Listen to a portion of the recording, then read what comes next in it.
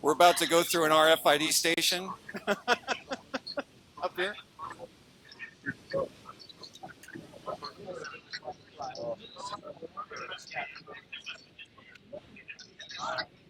Prepare yourself because it's kind of fast.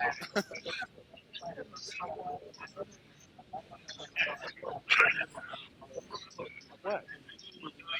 Yeah.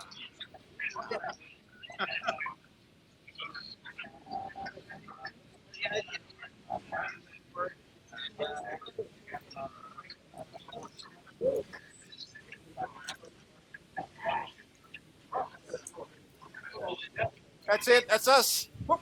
Okay. Hope you didn't have your eyes closed.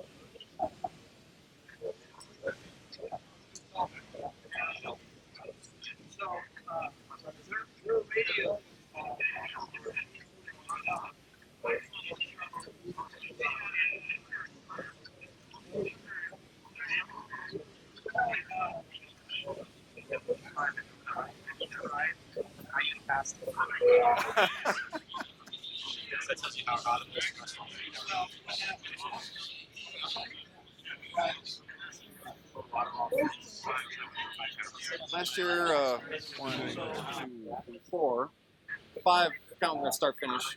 Okay.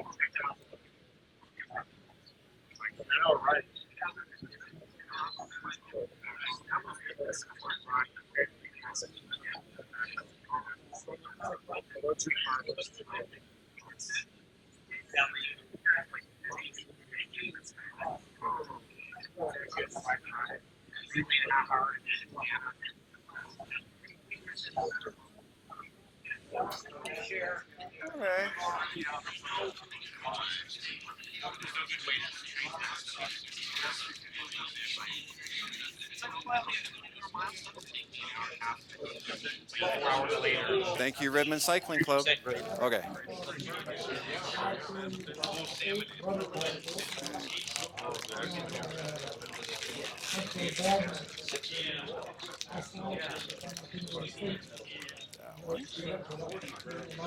Window.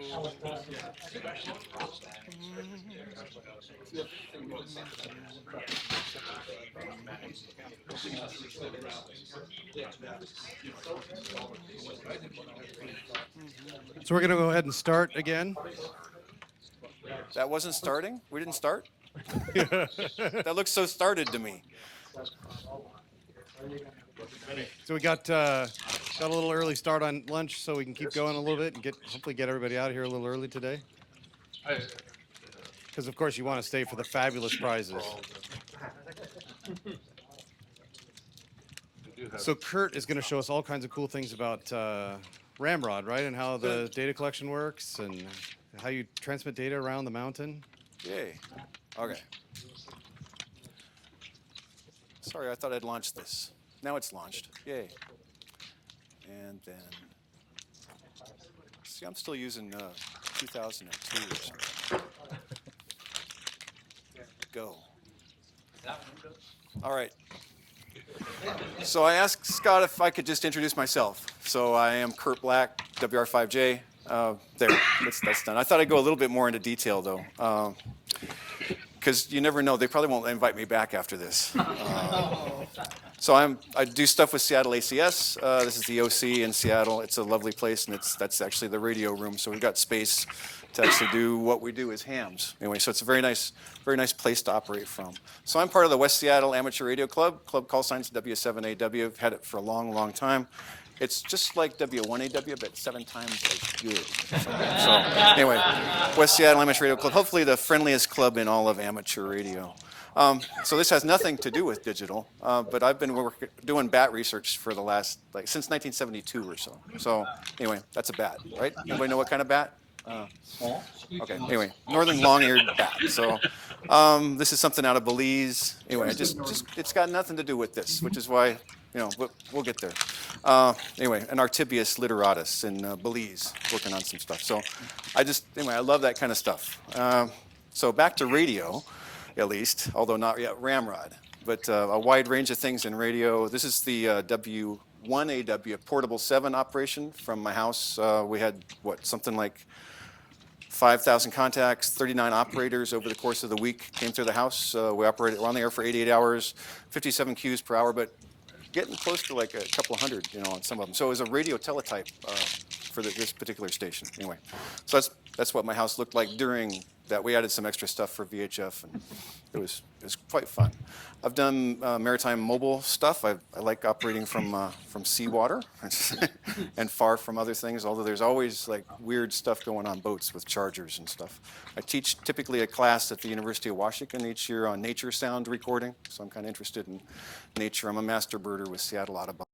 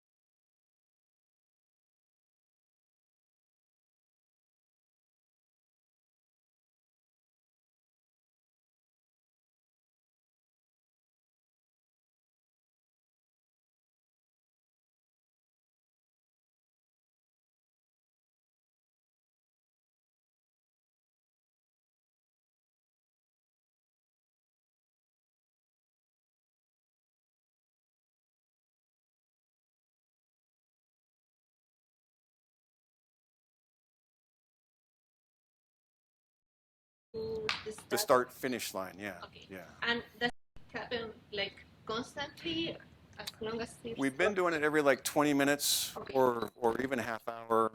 We want to update it to maybe every 10 minutes this year. So that's depends on what's going on, kind of thing. But we think with the ease with which I hope the data come out to the kind of the team leader at each location, that it's almost automated. They have but to grab from a known location the next sequenced numbered data file and drag it as an attachment to their email to the start finish line, and then it goes. Yeah, so constantly, not every 10 minutes or something like that. That's enough resolution for the guys at the start finish line. They think. Yeah. All right, I'm done. I think maybe one. Okay, one more. How do you interface back to do like a medical dispatch? So guys out in the Tules falls over, somebody gets on the radio, goes to net control. So How does that work? So the question is, how do we handle all like the medical things and all that stuff? There's a whole nother, there's 15 maybe data RFID hams, and there's 40 hams total. So there must be 30 other hams that are doing all these local nets and area-wide nets that are conveying that kind of data. And they're talking to the people that are in the ambulances and that kind of stuff. Do you have a state mission number for this? I believe we do. Yeah. Give you a little bit of liability protection. Yeah. No, the event's been pretty interested in that. Yeah. Okay. Thank you all very much. Thanks for letting me talk here. I mean, about this kind of less.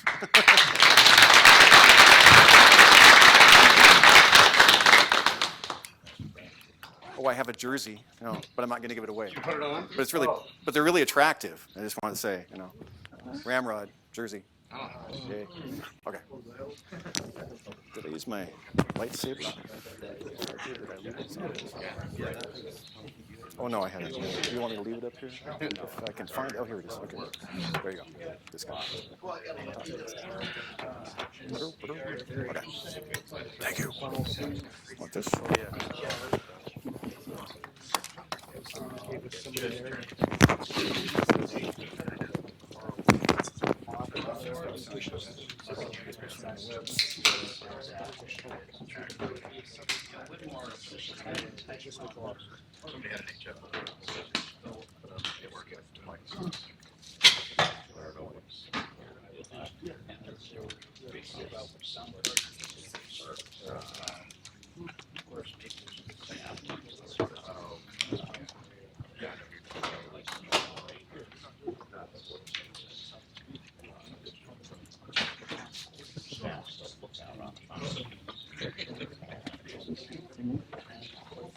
You wish to install Stuxnet?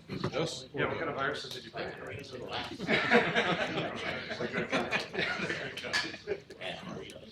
Stuff I just got off WikiLeaks. It's pretty cool.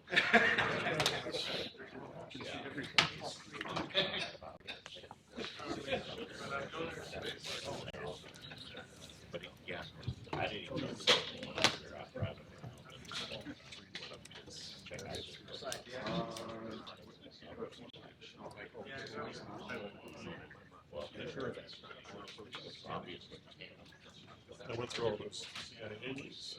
The biggest thing I saw in there was CIA confirmed material. My NSA and Stuxnet. Something that everybody's known. But there's never been sort of an on their record by anybody who went to There's a lot of people on tour. I think so. So they developed. All right. But I mean, they're supposedly available. The next speaker is Grant Hopper, KB7WSD. Grant has been a licensed ham since, what was that, 1994? Maybe I read that? Yeah. Anyway, 1994, when both he and his father earned their licenses. Even from a young age, it wasn't remarkable that he took things apart, but that he got them back together again with no extra parts left over. There's plenty of parts laying around your house, though, I saw. That was Scott actually dictated that bio or introduction to me. He said, well, you need something short because I don't want to stand up here talking for a long time. So how many people have purchased some sort of an SDR dongle? Okay, now keep your hands up. Leave your hand up if you've actually hooked it up to a computer now. Okay, so I didn't see any hands go down, so that's good. That's actually kind of uncommon in my experience. But you need to follow up the question, did you actually make it work with software? Well, but that's what the rest of this program is about, right? So, And do you still use it? yeah. No power, I plugged in my headphones, I couldn't hear anything. It was broken. Did you receive anything? So, is this not working? It didn't work for the last guy either. So. Okay, we'll just use the arrows then. That'll work. So, this is just a short little list I threw together. Actually, it was notes I'd made as I was looking at all the different things that we can do with the SDR dongles. And I will say this afternoon when I got here, and Scott told me, yeah, you can use the laptop that's up here so that we can stream, or you can have your laptop and you don't get to stream. And when I said I wanted to use my laptop because there was some programs and some other stuff on it, he got so sad that we're gonna rely a little more on visual aids today in talking about what to do, and we're gonna miss out on a couple of things. But the nice thing is, I think all of that is going to be available with the PowerPoint on the web. Is that correct? Who's in charge of that? I'm looking at you, Kenny. Are you in charge of that? He has no. Somebody. Okay. Well, hopefully it'll be there. So today we're going to talk primarily about the dongles that are based on the Realtek chip. And right now, some of this stuff isn't going to make sense to you, but by the time we're done, it will. We're going to talk about some details about the hardware, base configuration, and well, I'll go off my notes here now. The software platforms, we're going to show some applications and talk about some issues, and we're going to wrap up with a discussion of purchase considerations, not just the dongles, but also some of the support hardware that we're going to get into. So this device was originally developed for the European and South American markets, primarily to receive digital video broadcasting, the terrestrial version. But we were lucky as amateurs, or the community of experimenters was lucky primarily because not only was manufacturing fairly cheap, but there was also plentiful resources via things like Raspberry Pis and just Intel's further development of more powerful CPUs, as well as the human spirit for innovation and exploration. And really for that, we have Eric Fry and Anthony Palasari to thank for discovering that the INQ signals were accessible, and with the development of a driver that was different than what was supplied with the dongles when you buy them for digital video broadcasting use. That allowed access to those signals and made everything else we're going to talk about today possible. So the RTL dongle really is made up of two pieces. You have the USB interface and you have the tuner chip. Primarily, all the magic takes place in the Realtek RTL 2832U. We're going to look at that a little bit more closely in a moment.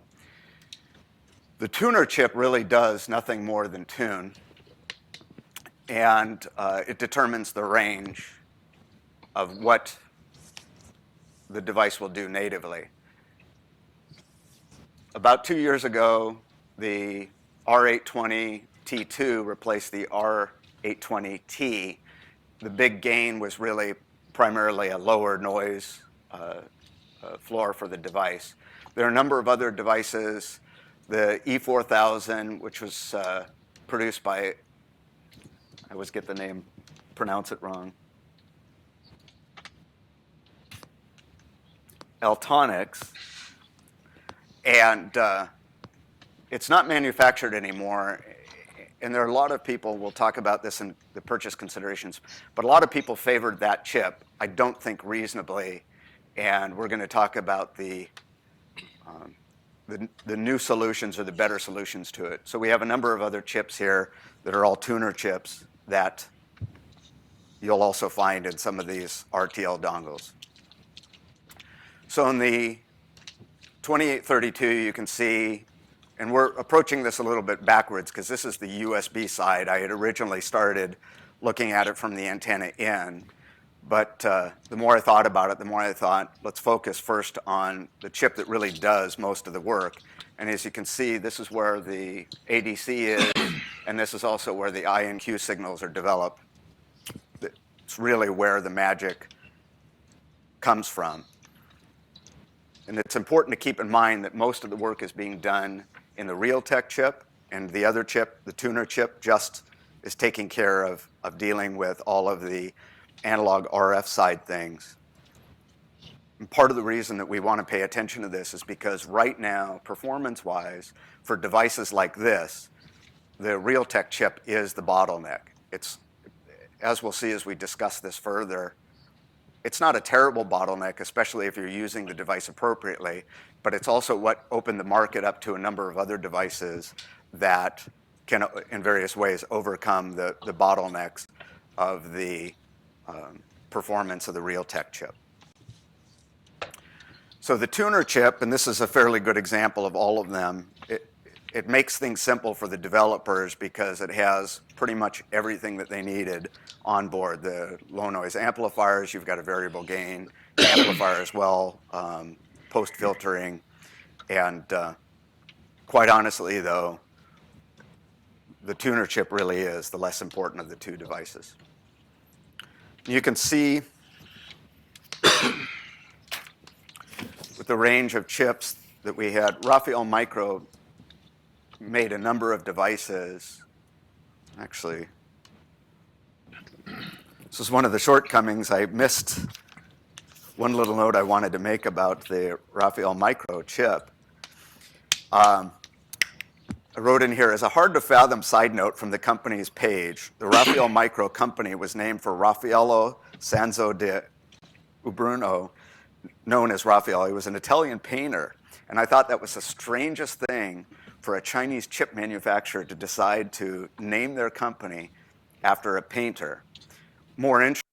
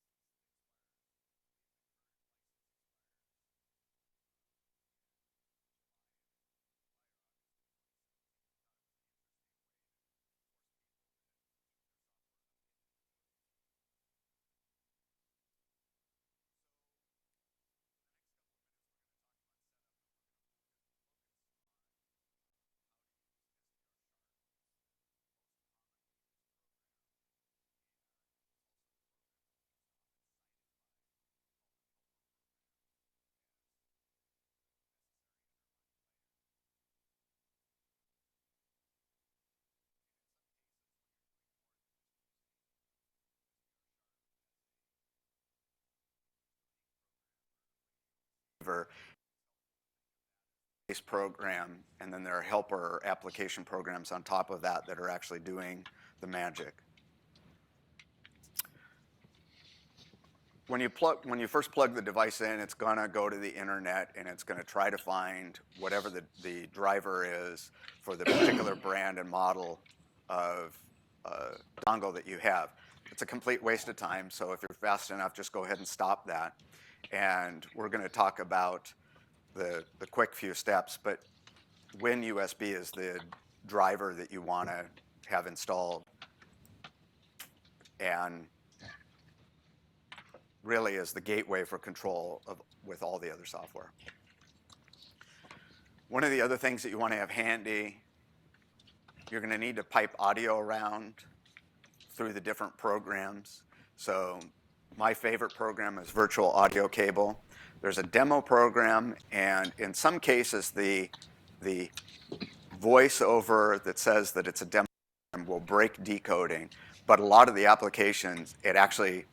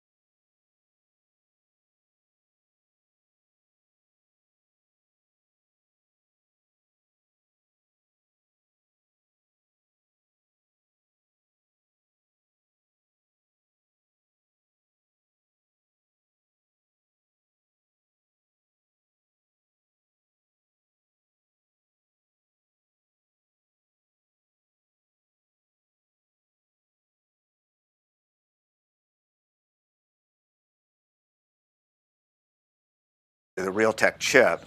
And so that's why you have some of these devices that are not using the RTL28 32U have much bigger spectrum. In fact, the good illustration of that is, if I can find my page here.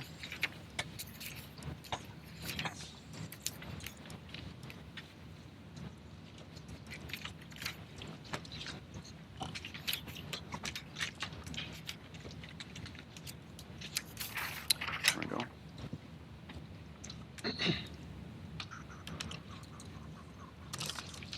Too far. So as an example, the AirSpy R2 for the front end chip uses an LPC 4370 ARM, and you can see that because it's not relying on the Realtek chip, it's able to deal with quite a bit more bandwidth. That is making the point that it does use as the tuner chip the Rafael Micro 82 or 820T2. I thought it was interesting to note that the SDR Play device actually uses completely, well, I'll call them custom devices. The company that manufactures those two chips apparently has a hand in the development and marketing of the device, which I think is actually kind of a genius move on a chip manufacturer's part. That they're producing a device that shows a need or creates a demand for their product. I'm trying to see if there are any other examples here. So the SDR Play. Yeah, I think that nicely illustrates what I was talking about.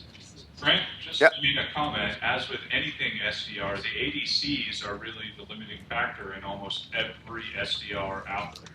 The analog to digital converter is your expensive chip, and it's the thing that's going to shape your performance the most. Yeah. If you get fast chips, which means that you either have more bandwidth, or if you oversample, that means you get more sensitivity inside the same passband. It's going to be more expensive. And the RTL dongles are nice because they're a relatively easy way to get a relatively cheap analog to digital converter in there that's good enough, most of what we do. Yeah. Well, and even in light of what you said, even looking at devices like the AirSpy, so the R2 is a little 3 minutes? Okay. Is a little fancier device, and I consider it quite a bargain at $170 delivered for what it's capable of doing with such a large chunk of bandwidth and so little messing. Any other questions? So is cost why people don't go up to 16-bit or whatever? I mean, Some do. In terms of implementing yeah, because it seems like you'd want to go to 16-bit. Yeah. Remember, it's a TV tuner chip. Right. Yeah. So it didn't need it. So if they went to 16 bits, it wouldn't be a TV tuner chip. There'd be no market, it'd go away. Huh. Well, And for example, the chip used in the OpenHP SDR platform, which is an analog devices chip that'll do 250 megasamples per second at 16 bits. Just the chip is $150, right? Without anything to solder it to. If you go onto DigiKey and put in the part number, then it's a $120 to $150 chip. So you start to get really expensive really quick for fast, wide converters. And you have to bolt that to something. Right. Yeah. And that's a ton of data. It's going to have to go into Yeah. expensive. Right. What are you going to do with it once It's you over get 2 gigabits per second worth of data coming out of that. and part of the reason it's not happening in the marketplace for us, because quite honestly, there are a lot of these being sold. It's the typical Chinese thing. This was the first Chinese one that I bought a year and a half before I bought this one from a different vendor. And if I pulled it up on the screen, New Electronics and a couple of others also have devices that look identical to this. In fact, the New Electronics one is blue, just like this. They're all basically the same devices, so you're not going to see any diversity with respect to devices like this. It's only when you start looking at devices that are more purpose-built, just like the radios that Brian and Jeremy and other people are working on, where we're bringing in better hardware for these different needs. So, any other questions before we wrap up? Going once, going twice. Any opinions on the Hack RF1? When I'm done exploring all of the stuff on these, and I actually had in the slide deck some discussion of the TX devices. I'll say this: I'm impressed enough that I'm going to drop the money on it. Though I think that price quotes for getting out the door are a little optimistic. You'll really be spending a lot closer to $400 to get everything you need than $200 or $300. So. But I'm excited by what they can do, especially at that price level, in comparison to, I think, the next good step up on TX devices. You're really going to have to spend close to $1,000, I think, to get a big enough difference in performance. It's really like going from one of these to an AirSpy. So, thank you very much.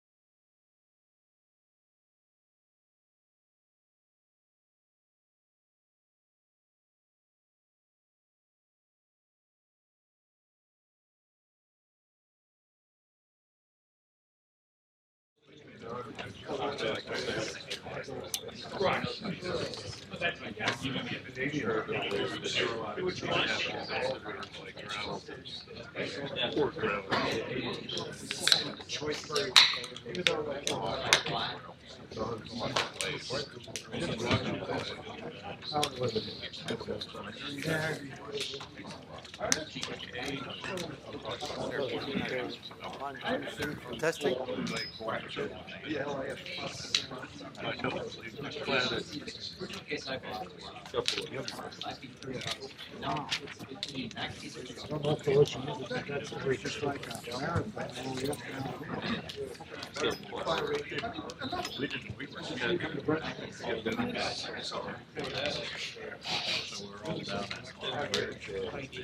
Oh, shining your foot. Oh, there it goes. Look in the end of it. Yeah, right. All right, let's go ahead and get started.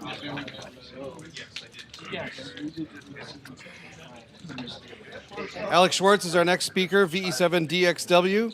He's an advanced amateur and a graduate of the Höhere Technische Lehranstalten. Am I any close? Am I close? Yeah, good. The Higher Technical Institute in Innsbruck, Austria. He moved to Vancouver, Canada in 1990 and has since been involved in professional communications and digital wireless network systems. In 2005, he started work at the Biomedical Engineering Department in Children and Women's University Hospital in Vancouver, and he's going to talk to us about some new software that he has for us. Thank you. Alex. Thank you very much for having me over here. Use the mic, Alex. I'm not on. There's an on switch between the connectors. Turn Alex on. Okay. One. Oh, okay. Okay, I might maybe have to talk louder. 1, 2. Is that better? Yeah, only when you talk down. We can spell. I have that same problem. You know what? I hold it. I did that last year and that worked. All right. We saw some really interesting developments today, and we started the RF seismograph as a project to measure the solar eclipse that's going to be happening this summer on August 21st. And it's not only going to be visually a very interesting event, it's also going to be interesting in what the solar, the lack of solar radiation on the ionosphere does to the propagation of the radio signals, especially on the shortwave radio band. And in order to measure this and to have an outreach program, to have other people run the software and measure the solar eclipse effect on their location, we developed the scanning RF seismograph, which is a Windows-based program, and it uses the sound card interface as as an ADC converter to convert 12 kilohertz IF that comes out of a conventional analog receiver. So it gives you the opportunity to upgrade your analog receiver and at the same time do some science with it. First of all, before we get into how the software works, we want to just talk about the phenomena that create propagation on our planet, especially for doing offline of site propagation and over the horizon radio transmissions. Okay, so the most important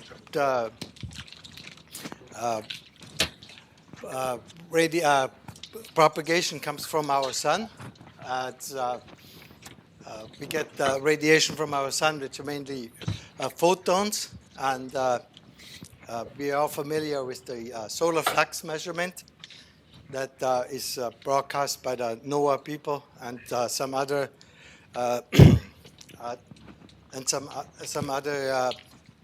organizations to give us a sort of a ballpark figure of where the propagation in the shortwave radio band lies and what we can expect during the day. So the radiation that we get from the sun is also there's also so it's photons. Then there's solar wind, which are particles, and the fast moving ionized gas clouds that can cause aurora in the upper atmosphere, and they're mainly caused by CMEs, and they're also can be caused by coronal holes when the surface radiation of the sun directly enters into the space around the sun, and then gets pushed by the solar wind towards our planet. And the third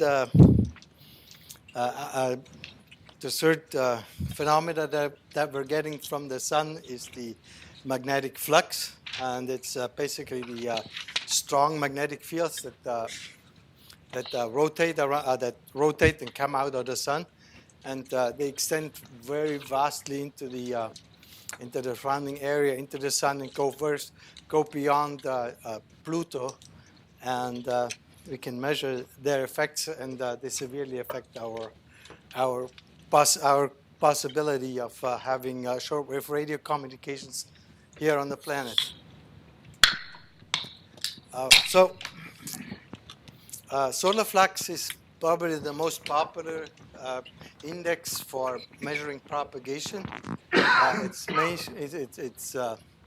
It's mainly monitored. It can be monitored anywhere in the world, and there's a certain organizations that monitors here. For instance, DRAO in Penticton in Canada is a very well-known solar flux monitor, and we also get solar flux from the space satellites, from the NOAA satellites, and this is kind of an indication of what the measurement looks like, and it basically indicates the plasma density of the different measurement points, the measurement on Earth, the measurement on at the satellite stereo A, then we have stereo B, and they are also able to create a sort of a disk-like measurement, and the reason why this rotates is because the sun rotates every 24 days. So when the hot gas comes out of the sun, it turns with the sun, and the solar hot spots, or the black spots on the sun, rotate with it, and the gas rotates, and so they get this rotating disk effect.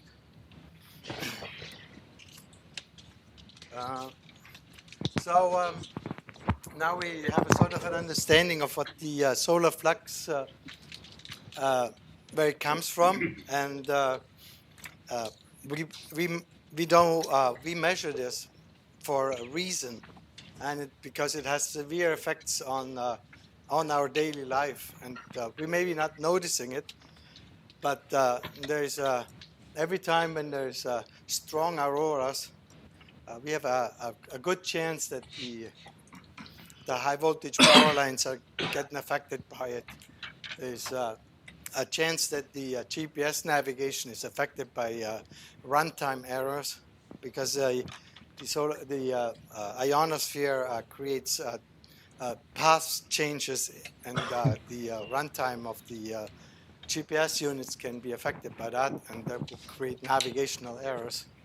And we had actually an incident with a ferry 10 years back, where a ferry was running in the Inside Passage of Canada, the Inside Passage Channel. They were navigating by GPS, and they had it on autopilot, and they were so used to using the autopilot. So when the solar flares caused the navigation system to fail, they ran aground, and luckily it was close by an area where there were people. There were native people that were coming out to the rescue, and thank goodness only one person died. And it has never been really traced to a mechanical error, and a good chance is that it was actually a GPS error caused by a runtime error.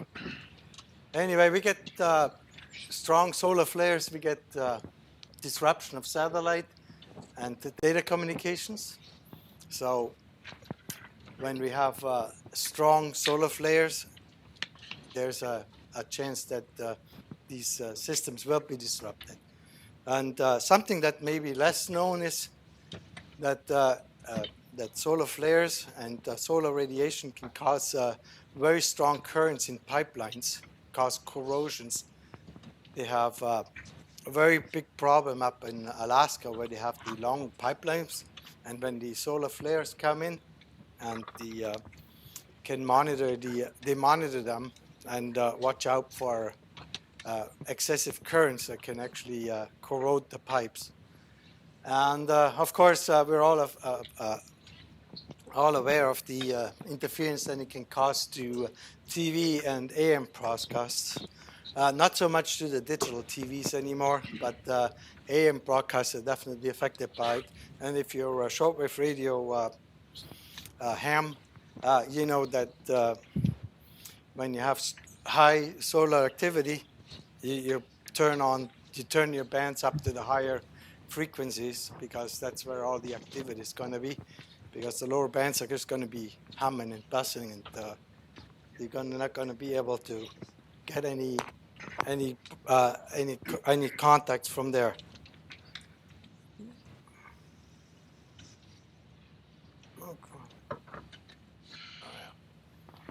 Okay, so here now we get a little bit into theory. So what basically happens is that when the effects of the sun on the solar, the effects on the sun of the HF propagation, and there's a term that we learn in the ham literature. It's a maximum usable frequency, and the maximum usable frequency is a very good indicator that tells us which is the best band to use for the conditions that we have today.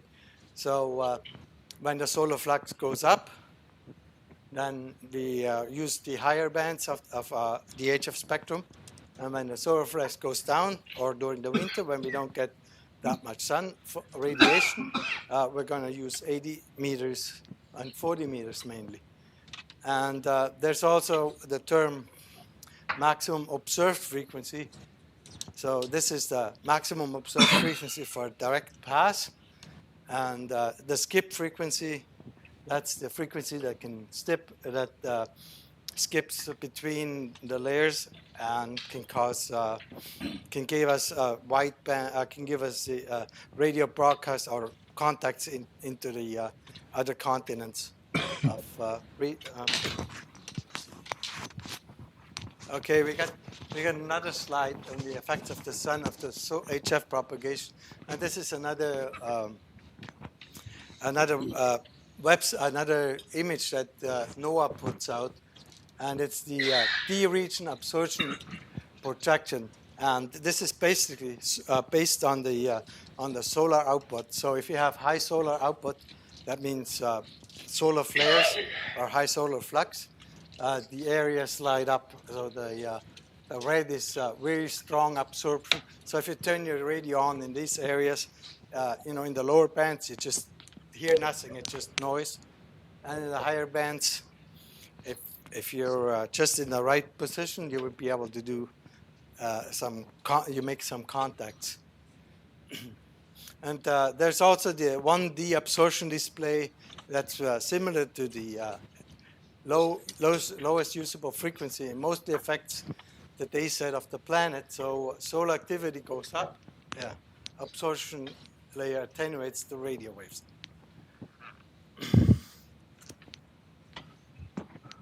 Okay, so here we got here we're looking at HF solar flux, and this is also created by by NOAA, and it's basically the sun solar flux, solar proton flux radiation that comes out of the sun.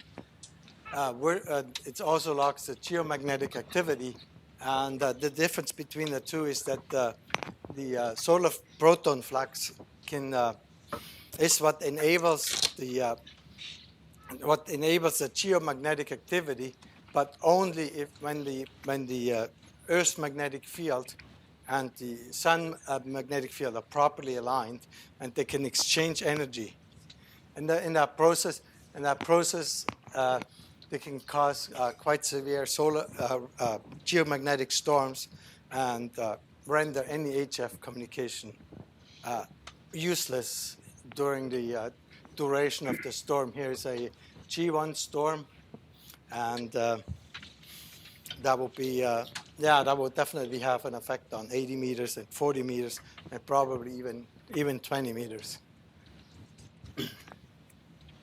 And we also have the solar effects, the sun and the Earth's magnetic field. So if the sun and Earth's magnetic field are opposite and not aligned opposite, that means they're not connected together. So we can have high solar flux, and the magnetic field of the Earth will protect us from the solar radiation. But when they're aligned, the solar magnetic field and the solar flux can reduce the amount of magnetic resistance we get between Earth and the incoming particles, and we get solar flares. And solar flares are nice to look at, but they do create a lot of noise and shut down a lot of the RF communications that we're used to have every day. So now that we know all this, we learned about this by developing the RF seismograph, and the RF seismograph takes advantage of the background noise of the planet that comes out of your antenna, and measuring the propagation or the background noise right there at the antenna. So this is an early version of the development of the RF seismograph, and it's the one-channel version. And what we're trying to do is we're trying to see what effects can we measure by just listening to background noise. So this is one of the early versions. So we set this up to WWE, monitoring WWE over the day.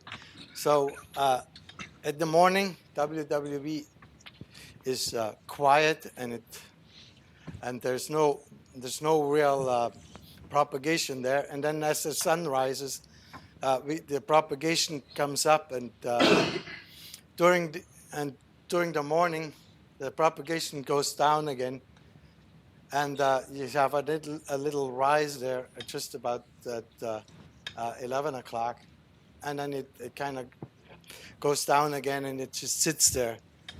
And that was actually the first measurement that we've done using the RF seismograph system, and it evolved from there. I thought that was very interesting that you could just monitor noise and determine, where what the solar activities is like and what the propagation is like. So here we see some interesting noise pattern. This is another early version that we monitored the noise pattern.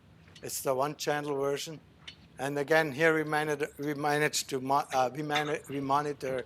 20-meter band, and again it's rather quiet at 11, and the band even drops here. The noise level drops, but at the same time, while the noise level drops, there's some stations there, so you can actually see there were some openings there that we were able to see because the noise level dropped. So when your noise level drops, it reveals radio stations. So that's kind of interesting. And then see here, the noise level goes back up again, and then it just noise goes crazy over here. And like and then over here at 1500 hours, at 1600 hours, again the crazy noise stops. It's still higher than it was in the morning, but propagation sets in again, and we can monitor propagation here. These long lines here that indicate propagation. And the same thing with 15 meters, monitoring 15 meters. Again, early, quiet, and then it starts up at around 12 o'clock. You can propagation. The propagation continues all the way to 1400 hours. There's there's a small drop. It dies, and then the band opens up again and then fades out as you go on to the evening. And these are all early images of the RF seismograph. And here we go, have the full version of the. So this was very promising. So we developed the scanning version of the RF seismograph. So the scanning version of the RF seismograph, it scans up to 6 bands that you want to monitor, and this was a really lucky recording that we were able to get.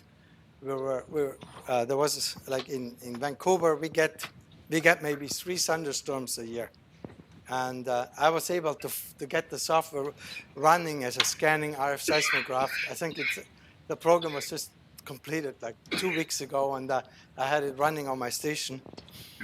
And there was a thunderstorm, and it was really revealing to see how the thunderstorm affects the propagation. So what happened is here, like we see the 40-meter band is very quiet here, and then all of a sudden the 40-meter band jumps right up, and then it kind of the noise goes up, and it continues to rise until the thunderstorm is almost on top of us, and then it abruptly drops again, and then we see these jiggle lines, and we can also see the lightning that's been recorded here on the 80-meter band, and you see the spikes of the lightning, and you also see the noise changes at the 160-meter band, which is kind of comes up, and then after the thunderstorm it goes down. But the real interesting part of this whole exercise is that after the thunderstorm passed and everything was quiet again, we measured propagation on all the bands that we were monitoring, except 160. Like we saw, these are the blue dots. The blue line is 20 meters. You can see propagation on 20 meters. There's propagation on 17 meters. And it's amazing. So where does this propagation come from, like right after a thunderstorm? And we've been searching for that, and we came up with a model of how this can happen. And we'll talk about that later. And we just have another phenomena that we measured using the RF seismograph connected to an HF receiver. And you can see here we monitored 20 meters at the pink line is, 10 meters. And what it is, this is night glow that we monitored here. And the band's relatively very steady here. And it jumps up a bit. And then here it goes, it starts to propagate. And then it drops down again. So you have about a propagation window of about half an hour. And then it goes quiet again. Probably not. And this one, what happened here is we have, we were setting up for field day. We have a field day site that's located on the North Shore Mountains, and it's located almost at the cliff. So when at a 800-meter cliff, it goes straight, almost straight up, That's all. 800 meters straight up into the parking area where we set up All right. Well, good. our test equipment and our field day site. And we were trying to monitor the propagation during the field day operations. And this is the recreation of the graph that the software recorded. And you can see here at the beginning, everything seems to be fairly normal. Like we get propagation on 20 meters, and propagation on 15 meters, and in the noise level, like at reasonable levels. 10 meters is rather quiet. They get the occasional bursts, micro bursts here of propagation. And the only band that was really reliable to work on was the 20-meter band, which we mostly did our calls in. And then at about say about 1600 hours, 4 o'clock in the afternoon, the noise level starts to rise on 40 meters, and it goes up and up and up. And it tops out at about 2100 hours. That's 9 o'clock at night. And then it kind of stands there. And at the same time, 80 meters rises up here, and the noise blanks out any communication. So there was no context to be made. And here in the right graph, within 160 meters, you can see that the noise level jumps up here and just stays there, and propagation just vanishes. And here at this line, the 20 meters band is still relatively good, but because we're approaching so late in the night, the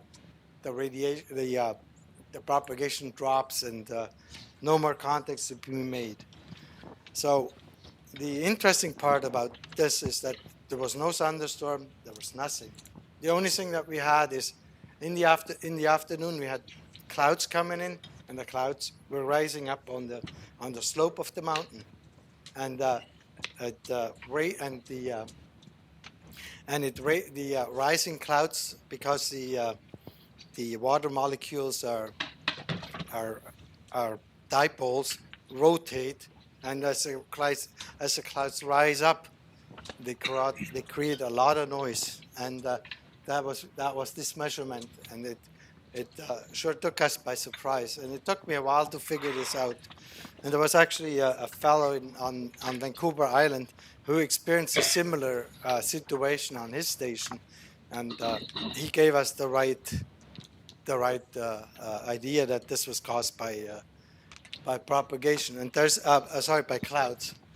And I actually found a paper online where there's some documentation. There was a fellow in 1963 in Colorado who done tests with rising clouds, and it's amazing how much radio propagation rising clouds can, how much radio propagation rising clouds actually have. And we were able to measure it and record it, and I can talk to you about this today.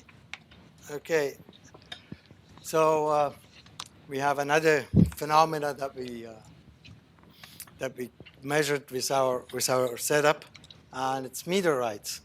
And this was the best setup for meteorites that we recorded, and we got a meteor strike here. Actually, that was recorded during the meteor showers. Like every year, we get a few meteor showers, and I forgot which one that was, but it was in November. It was October 21st. We recorded this, and there's a first strike here, which brings up the blue lines, which is I think which was 40 meters, and the second strike, which is actually a double strike, brings up 80 meters and 40 meters and 30 meters and creates quite a big spike of noise. And we also recorded just recently one that we posted on the North Shore, via the Pacific West VHF Society. And if any more happens, our monitoring software will record them, and we will let you know when they happen. You see, the nice thing about having a long-term noise monitoring is that we usually when something interesting happens, it always happens when you're not there.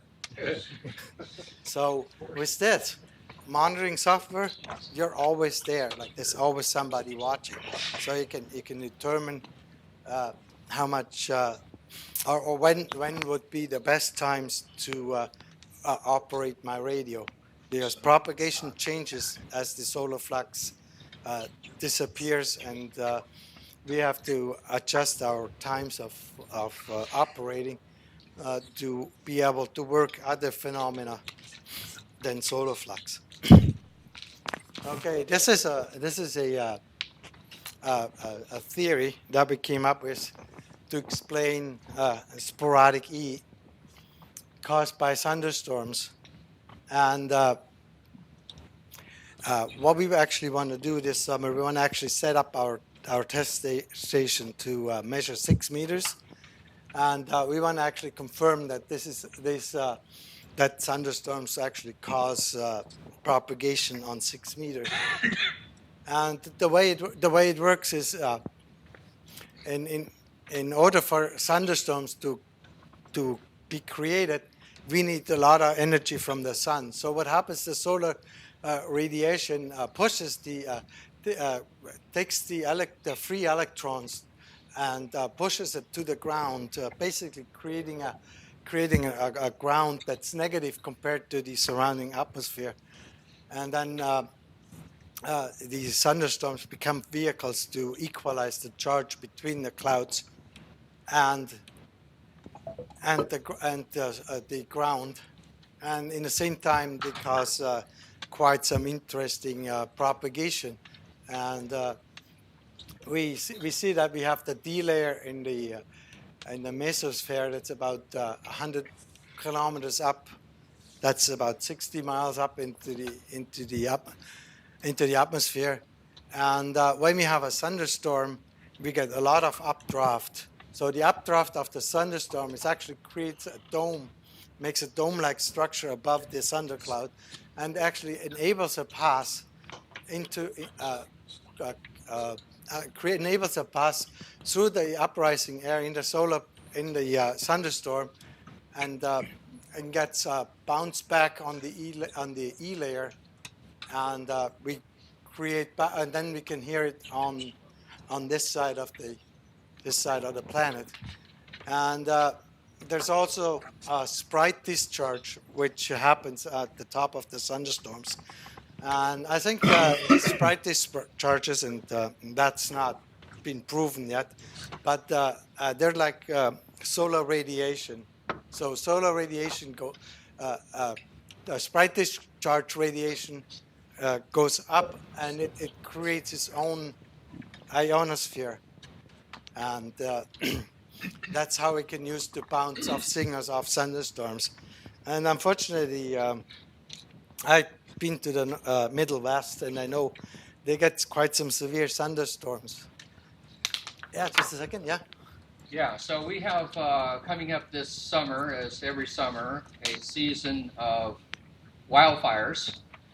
And it's well known that wildfires create their own weather systems, including lightning. I'm wondering if this might be an interesting area of measurement to see how that might affect propagation. Take advantage of that for DX. Yeah, that's what we want to do. Is like we want to look at these thunderclouds and where the signals are, and then we would like to post on the Pacific Northwest VHF Society post it there and say, oh, there might be a propagation path going from Vancouver to your area, would you be able to turn your radio on and see if you can communicate to verify that this model is a possibility? Any other questions to this to here? That's it. Okay. Oh, yeah, sure. Okay, so now this is actually the main reason why we developed the RF seismograph, and it's about the solar eclipse that we're going to get in about 3 months. And so in Vancouver, if you're living anywhere here, you're still going to get about 90% coverage of the sun. So only in this area, like just around, what's it called?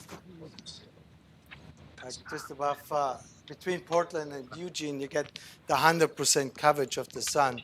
And it's going to be amazing. And I've heard that all the hotels and bed and breakfast are already sold out their rooms, especially for that day.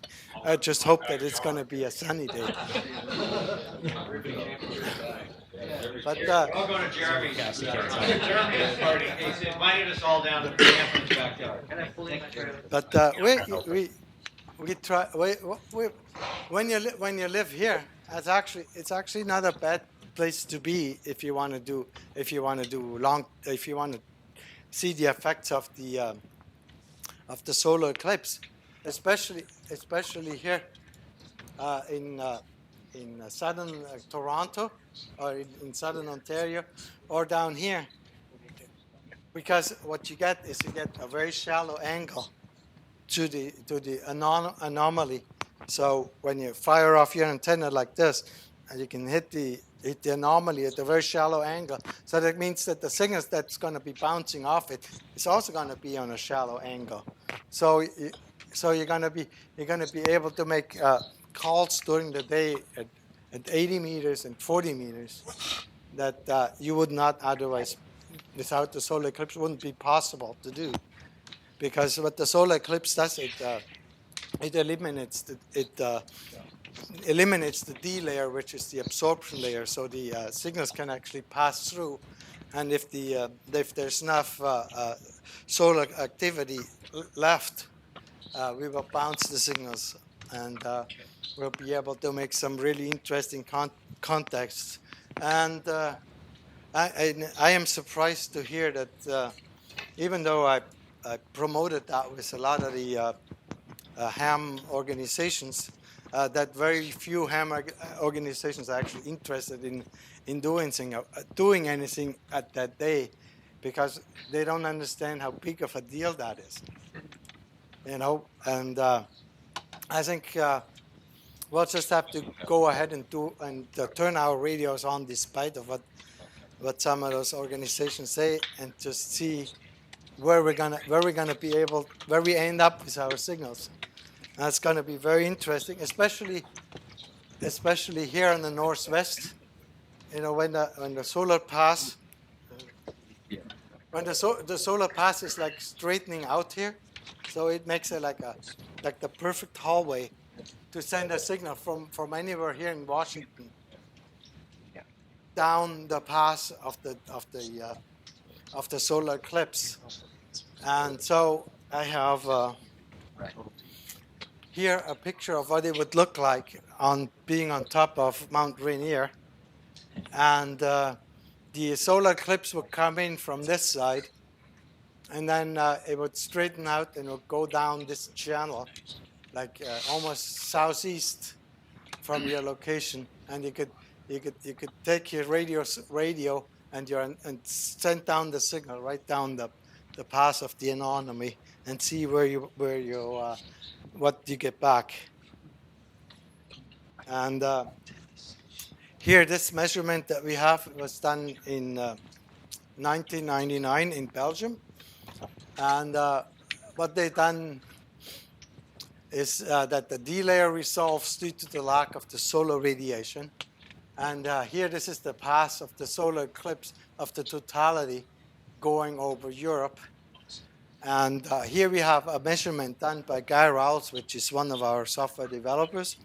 And he's done that on a very modest setup in 1999 on his computer using his sound card and a very similar sound IF interface that we use. And you can see that once the solar eclipse checks in, it takes about 20 minutes for the radiation to settle. The noise level drops, and after the eclipse, the noise level goes up again, and we're going back to normal. And I wonder what the effects will also be on the AM radio stations that usually broadcast during the day. And if they don't turn down their power, there will be some really strange wide area propagation on the AM band. And here we have the solar eclipse measurement of a solar eclipse that just happened a couple of weeks ago. There was a solar eclipse in Brazil. The location is Buenos Aires in Argentina, and the grid is GF05OM. And this measurement was taken by Adrian LU1CGB, and he used a HDSDR software to do that measurement, and he was able to record the drop in noise here at this location. And I want to mention that this wasn't a total solar eclipse. So the total solar eclipse that we're going to get here, the drop of the noise level will be much more spectacular. And there will also be way more people in the line of pass, and also way more ham radio operators in the line of pass that can draw from, and that can use their radios to measure the noise level, and hopefully our software. Our software aren't fully automatic, so once it's all set up, you go outside and enjoy the spectacular view. And here's what we have: is recreated noise level graphs from our software, creating which is monitoring the background noise on a continuous level since August 2016, and we just have here the different Little black dot towards one end. Yeah, there we go. I think Maybe it died. I think the battery's dead. Anyway, okay. Anyway, here the top graph, you can see that was recorded on June 21st, 2016. It's summer solstice, and you can see that there's quite a lot of activity on the 20-meter band and also on the 40-meter band. And you can also see these vertical lines, and those vertical lines are static discharges. And of course, we have they're mainly created by thunderstorms. So in the summer, you get lots of thunderstorms, so you always see the static discharges. And the lower one is the fall equinox, where we get less static discharges, but also still propagation happening here in the morning and at lunchtime on 40 meters. And the noise level of the 80 meters and 20 meters band go up in the afternoon and then drop down just before sunset, and then drop down again. And here we got more propagation on the 30 meter band. And the lowest part of the measurement is the winter solstice. And what you notice is almost no static discharges because of the thunderstorms activity that's not happening. But you get a very long time where the 30-meter band opens up, and you could work 30-meter band stations. Okay, here we go. So the background noise is a really interesting source of information, and you can get all kinds of interesting phenomena to show up in the background noise. So our setup, we detected a CME impact, and we correlated that by we had the RF seismograph running on I think it was 40 meters, and all of a sudden this noise spike came in, and I looked at it and I said, "Oh, this is interesting. I haven't seen this before." So it kind of petered out, and then it kind of hung there, and it dropped down again, and then hung there, and at the end there was a little spike, and then it was gone. So we were trying to find ways to correlate that measurement with anything that we could pull down on the web.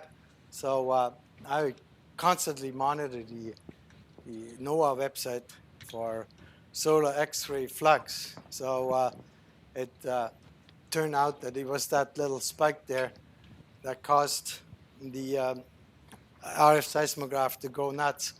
And the interesting part about that is that the radiation, when that happened, was early in the morning. So that means that the radiation that came from the sun came in a very shallow angle. So that's why the measurement that NOAA received and the measurement that we received is different, because we have it on a shallow angle. So you have a longer time for the radiation to interact with the atmosphere and with the ionic layers to give you a very interesting noise measurement. Okay, so here we go. And this is one reason why we decided to not at this point use SDRs for our measurement, and we use conventional radios, because conventional radios you can hook up to an antenna, to a big antenna, and you still be able to hear low signals, very quiet stations. I call this the star problem, and if you can solve it, you probably get a Nobel Prize because you can all of a sudden, if you can create a receiver, an SDR receiver that has a wide enough dynamic range, you will be able to see stars, to see planets from the stars, and maybe even see the moons from those planets if you have the right dynamic range. The problem is that today's SDRs and the standard, like the very affordable dongles that use 8-bit ADCs have a very high conversion noise, and also a very low dynamic range. So when you're looking at the star, like the radios will be the radios will be blinded. Yeah. Oh, okay. 5 more minutes. So the radio will be blinded by the strong radiation of the star, and you won't be able to see the planets. So only when you go to anything that has a higher dynamic range, like 16-bit, you'll be able to see the star coming up here. So, and also the curve comes down very shallow on the 8-bit, so you would never really be able to see the surface of the star. So the more dynamic range you have, the better you can define where the star ends and where space starts, and you get this glare that's causing you to blind the receiver.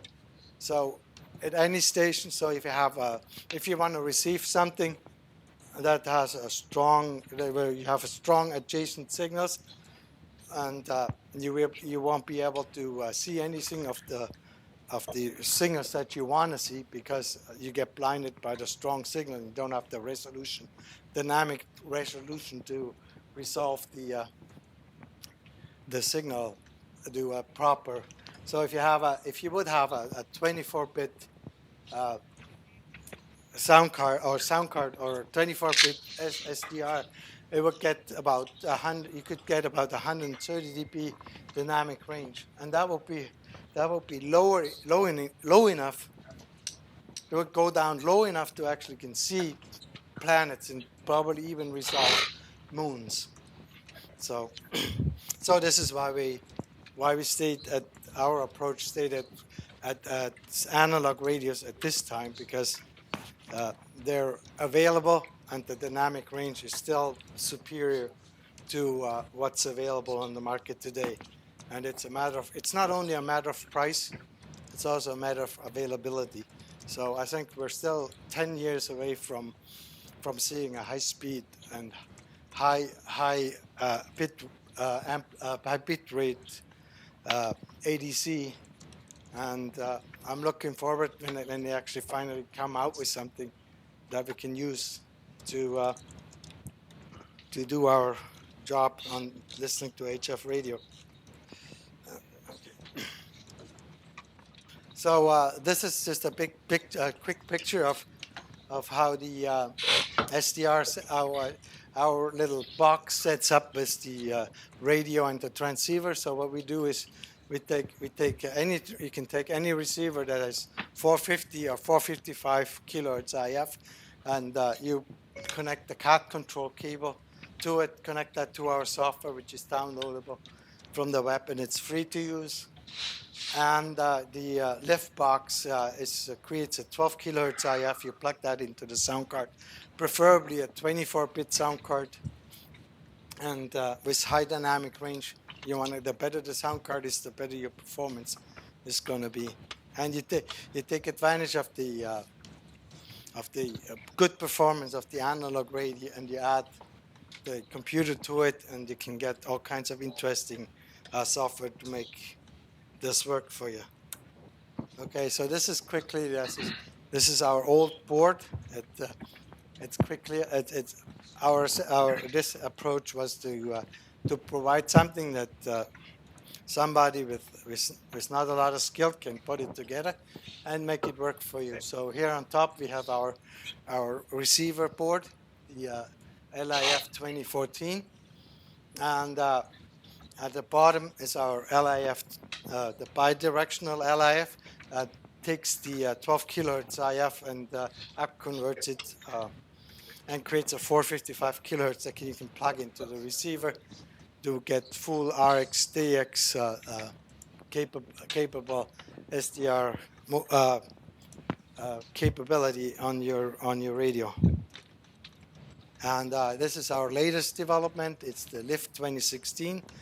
It's the SND version of the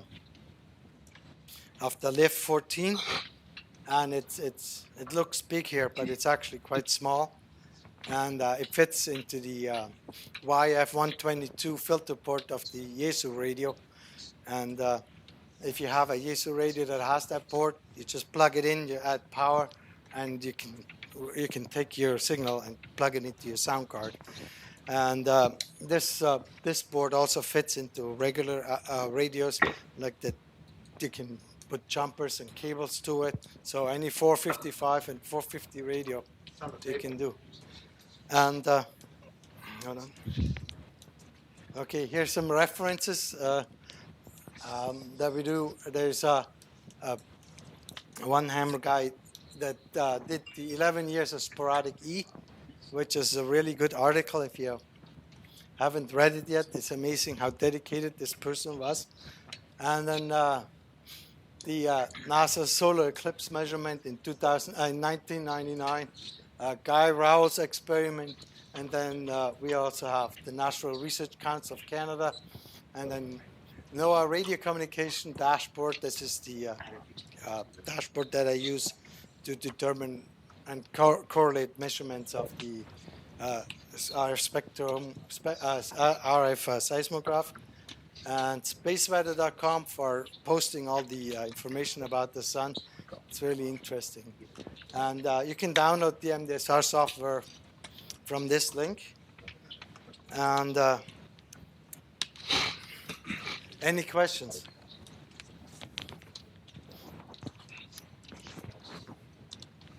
Have you used any of the satellites that show the total electron count in the upper atmosphere and correlated that with your observations? Not the electron count. No, can you send me a link to that? Yeah. Yeah. Thank you. Oh.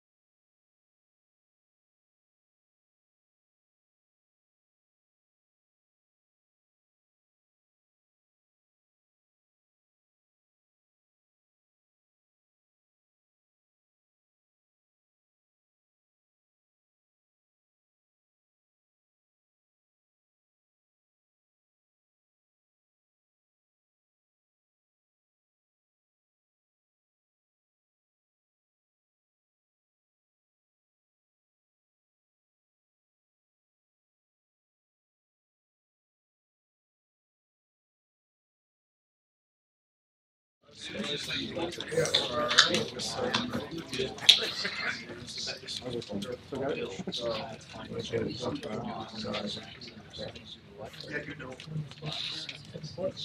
right, we've got one more talk today. That's Scott Curry, works for the City of Auburn in the Emergency Management Office as an assistant to the emergency manager. At the city, Scott works in the Emergency Operations Center during activations, drills, and exercises, and also provides public education on disaster preparedness, ICS, CERT, first aid, CPR, AED. He also maintains and upgrades communications equipment at the EOC. Scott has been on amateur radio since 1981 and holds an amateur extra class license, call sign NS7C. He teaches amateur radio license classes and enjoys mentoring new hams. Scott also serves as the Aries Emergency Coordinator for the Auburn and Maple Valley Emergency Communications teams. Please welcome Scott Curry.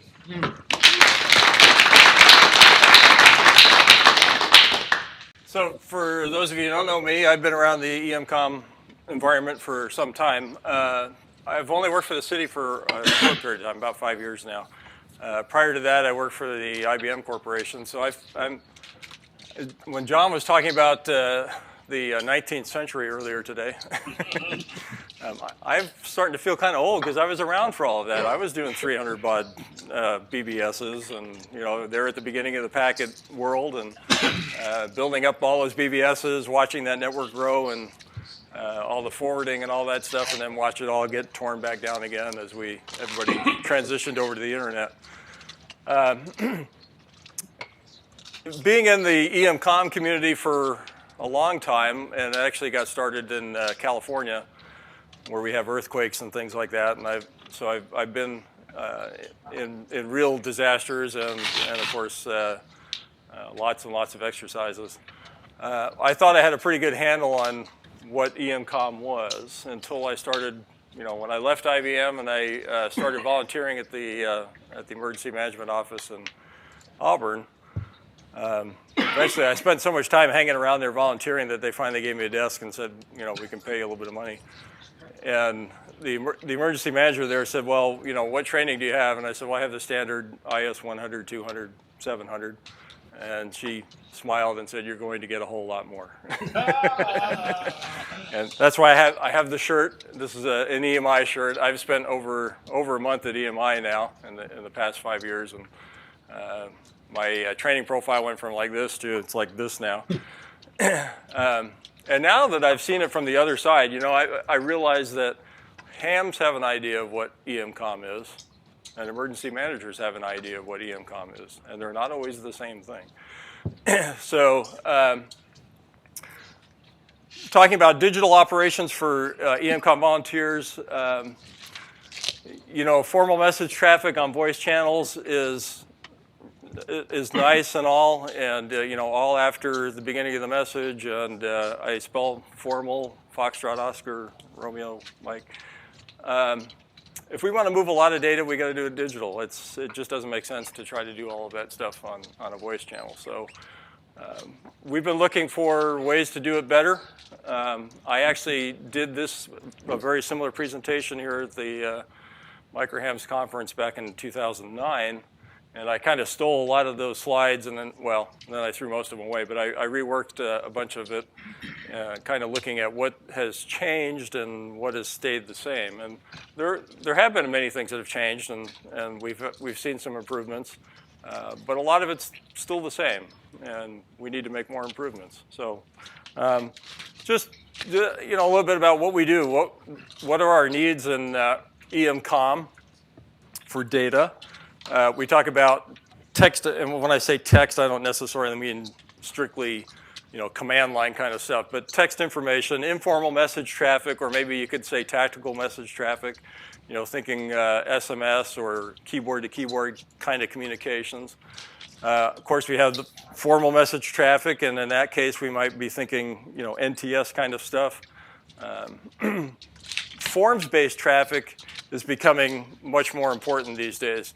The whole EMCOM world, or the whole emergency management world, changed after 2001. We're much more ICS oriented now, and we're pushing much more and more to use that standardization in emergency management, and that's spilling over into the EMCOM world as well. So forms-based traffic is very important. The ICS forms, okay? We want to use the ICS forms, and using forms makes sense because it prompts you for the information that's needed. So we're seeing that move into our EMCOM environment as well. We need to be able to support forms, and those can be the ICS forms. They can be locally generated forms, state-generated forms, health and welfare kind of traffic, all going into a form type format. We still have internet email if we have a way to get a message to folks that still have internet connectivity, and so we need to be able to send directly to internet type email addresses. And of course, we need to be able to do file transfers from time to time. Don't give me that great big Excel spreadsheet that's 500 megabytes or something like that, but there are things that we can send back and forth that can be significant. I kind of threw this in because it's kind of the direction where a lot of things are going. Digital voice, it is data, okay, and we're seeing more of that in the EMCOM world on the public safety side. Of course, we're moving towards P25 Phase 2 here in King County. I guess, are we still in King County here? Oh, yeah. Just barely. All of you, thank you for all supporting the raising of your taxes so we can replace the 800 megahertz system here in King County. I'm on the PSR and Operations Board. I represent the emergency management community. And so we know that over the next few years, we're going to be implementing a new 800 megahertz system here, which will be P25 Phase 2, all digital. But in the amateur radio environment, we have digital standard as well for digital voice. D-Star, of course, probably the oldest of the amateur radio specific ones, and then Fusion more recently. But there's also DMR, there's DPR, P25, and I always get that one wrong, NXDN, and there's probably a few others I haven't thought of that I didn't put up there. This is the problem, which flavor do you want to choose? But the first two, of course, are amateur radio oriented, call sign based. The rest are public safety oriented, and so a radio ID number kind of thing. And along with that, we can have GPS information sent. Some of these technologies can also have slow data and perhaps image data as well. Maybe you don't know, but the old NTS system is going digital or has gone digital, and I'm not talking about CW in this case. Probably if you put a message into the NTS system at some point in time, it is going over a digital path. They chose to standardize on what we call WinLink Classic now, before it became WinLink 2000, which is now just WinLink. They dropped the 2000 as well. Pactor based on HF, okay, and still VHF packet AX.25 on VHF. Talk a little bit about client applications. I'll spend a lot of time on WinLink Express because it's the one that I like the most, so it's my flavor. But it's actually seeing a lot of penetration into the EMCOM world, and there's some good reasons for that. Multiple ways of connecting. We have on the VHF UHF side, we still have the traditional AX.25 packet at either 1200 or 9600, and maybe some in between there. We'll talk about that a little bit. Pactor on HF or Winmore if you want the cheaper method to get in on HF. Telnet, if you have a high-speed connection, I guess I should have said a high-speed IP connection. Doesn't necessarily have to be the internet. We can connect gateway to station to gateway and then go on to the internet, or we can connect peer-to-peer if we don't have a gateway station available or a gateway station that has a current internet connection. WinLink has a familiar email application look to it. so it's the training is a bit easier for folks. And it does now have HTML form support, which is pretty robust, and getting better all the time, I think. And it does support binary attachments, of course, and we could do a little bit of editing on those, which I'll touch on here in another slide.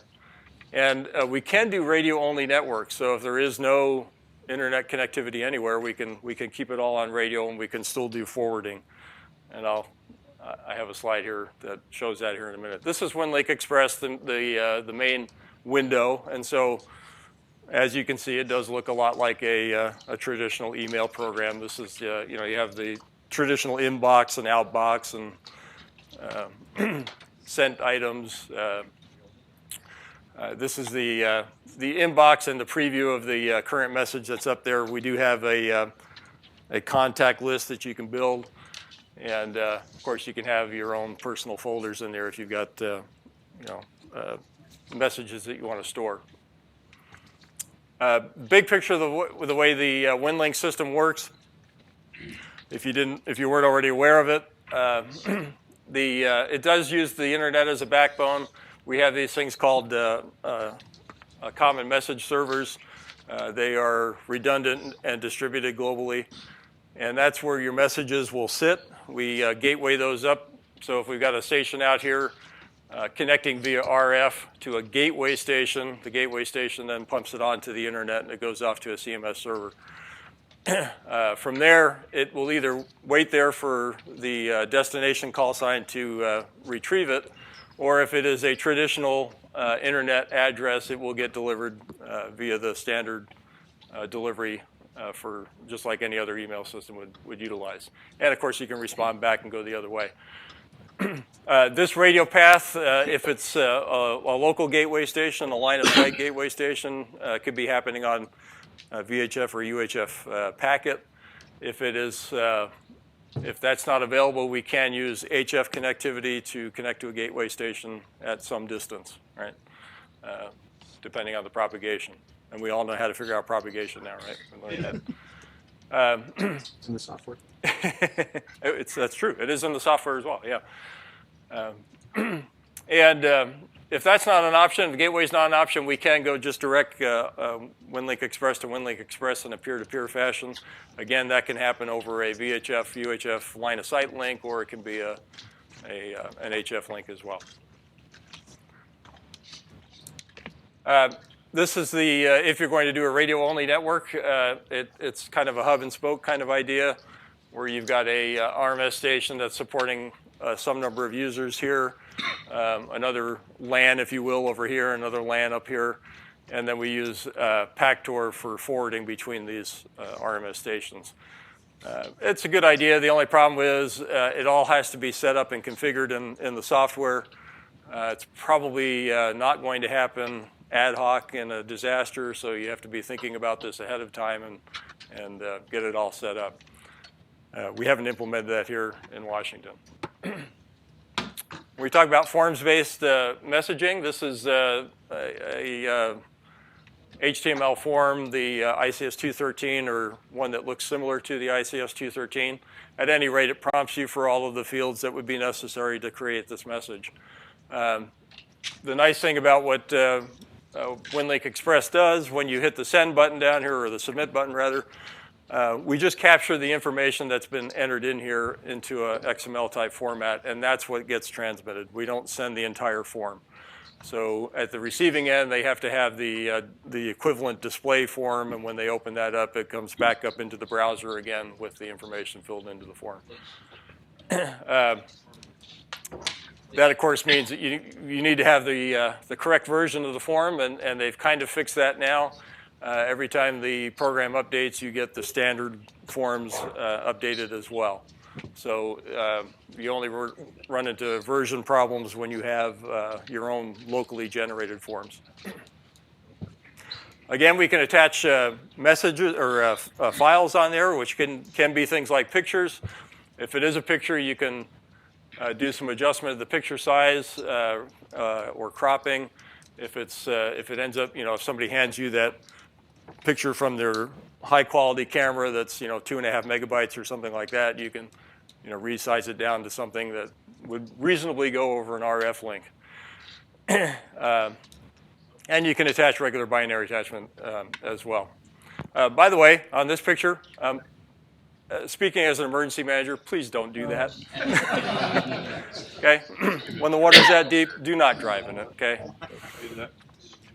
The other client application that's seeing the most use in EMCOM would be NBEAMS, or which is basically a narrowband emergency messaging system, I think, which is based on FLDigi. And FLDigi was really created as a, I will say, experiment or hobbyist application. And then as development has gone along, he's added additional modules to support whatever functionality was necessary. And so we said, well, can we do messaging with it for EMCOM? And they said, sure, we'll add a module for that. And can I send attachments? Sure, we'll add a module for that. And so they've added on lots of additional modules to support EMCOM. I kind of have a love-hate relationship with FLDigi, as some of the people in this room know. I like, from the hobbyist experimenter perspective, I like it a lot. I like playing with it. I have it on my computers. I've used it at home. I check in on the Monday Night Net occasionally. What I don't like about it is this is what it looks like when you bring it up. And most of my EMCOM folks look at that and they say, I don't really know what to do with that. It doesn't look like an email program to me. So it takes additional training. And it takes a bit of work to make sure you've got all of the right modules installed and everything points to the right things. Once you get it all working and you get training up on it, it's very effective. But it's a higher bar to pass, I think, than WinLink Express is. DRATS was mentioned earlier today. If you're in the D-Star environment, this is an excellent piece of software written by Dan Smith. Multi-platform support, so it's Mac, Linux, and what's that other one? The other one. The other one, yeah. What's her one? Shall not be named. It does have messaging, so you see the chat window open right now, so you can type into there and it pops up on all the other stations that are connected. It does have a mail system in it. It can be configured to interface with the WinLink system, so you can actually create an email here and it gets forwarded over to WinLink. You can send files back and forth very easily. In fact, you can, in the chat interface, you can have different channels up there, so you can have, logistics on one channel and operations on another channel, that sort of thing. And he implemented a little bit of AX.25 connectivity to it, but Dan was really down on everything AX.25, actually. And so he kind of partially implemented it, and then it never really got too far. So in theory, you can connect a traditional AX25 TNC or TNC type connection to it, but it still has bugs there. And unfortunately, Dan's not really doing much work on it now. Did you have a comment? I just wondered about Yaesu and Fusion? And have they opened it up so we can get Dan to write? Yeah. Well, I mean, DRATS is open source, so somebody could write the code if we know what Fusion is doing, and if they open it up for data. Which is what all of us want. Yeah. Other applications, of course, APRS, and then the digital equivalent of that, DPRS, still an important piece of EMCOM. So location information. This is supported by a couple of different applications. I put the key ones up there. This is a map of the Chili Hilly bicycle race. So in this case, they have the actual course mapped out, and then these are the SAG vehicles, which are all APRS equipped, and so they can always see where the SAG vehicles are. We'd like to do this with Ramrod, but we have this little propagation problem around the mountain. It doesn't work very well. And for search and rescue type operations, we can have a map up there and we can see where the searchers have been and where they haven't been, where the teams are located currently. So a really good application for EMCOM as well. And I kind of threw this up here. It's kind of fun. UZ7HO, Andy has developed, along with his sound modem, which I'll talk about here in a minute, this thing called EasyTerm. It's the old keyboard to keyboard kind of interface, but he didn't just stop there. It has a lot of other stuff in it too. It can do file transfers. It does have a mailbox function, so you can leave messages and pick up messages for folks, bulletins, the old BBS system that we used to use.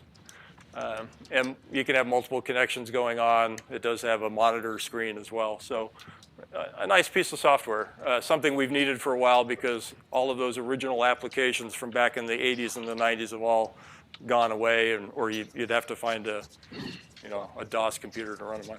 Yeah.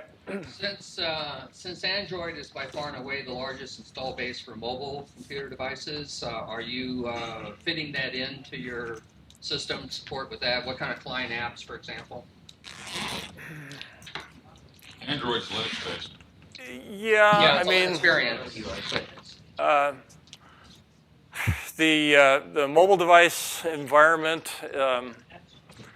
we're seeing some connections to ham radio, but it's not there yet, I wouldn't say.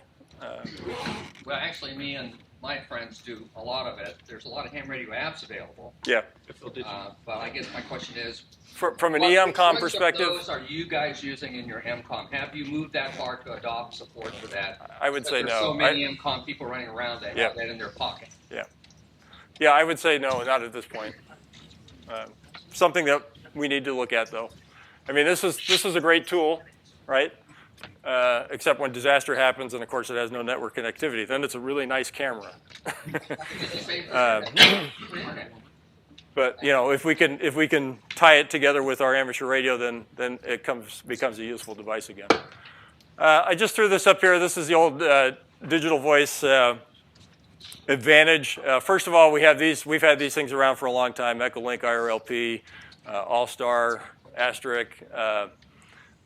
These are ways that we can connect together a disaster location with another location for additional communications. Do you have a question, Scott? I did, actually. On the previous slide, I have a microphone. Maybe I could just use the microphone. So actually, Lynn had a question the other day, and I can't remember for the life of me what the answer is. So with like the TNC-X, where you don't have a real, it's a KISS mode TNC, and you want to do standard packet.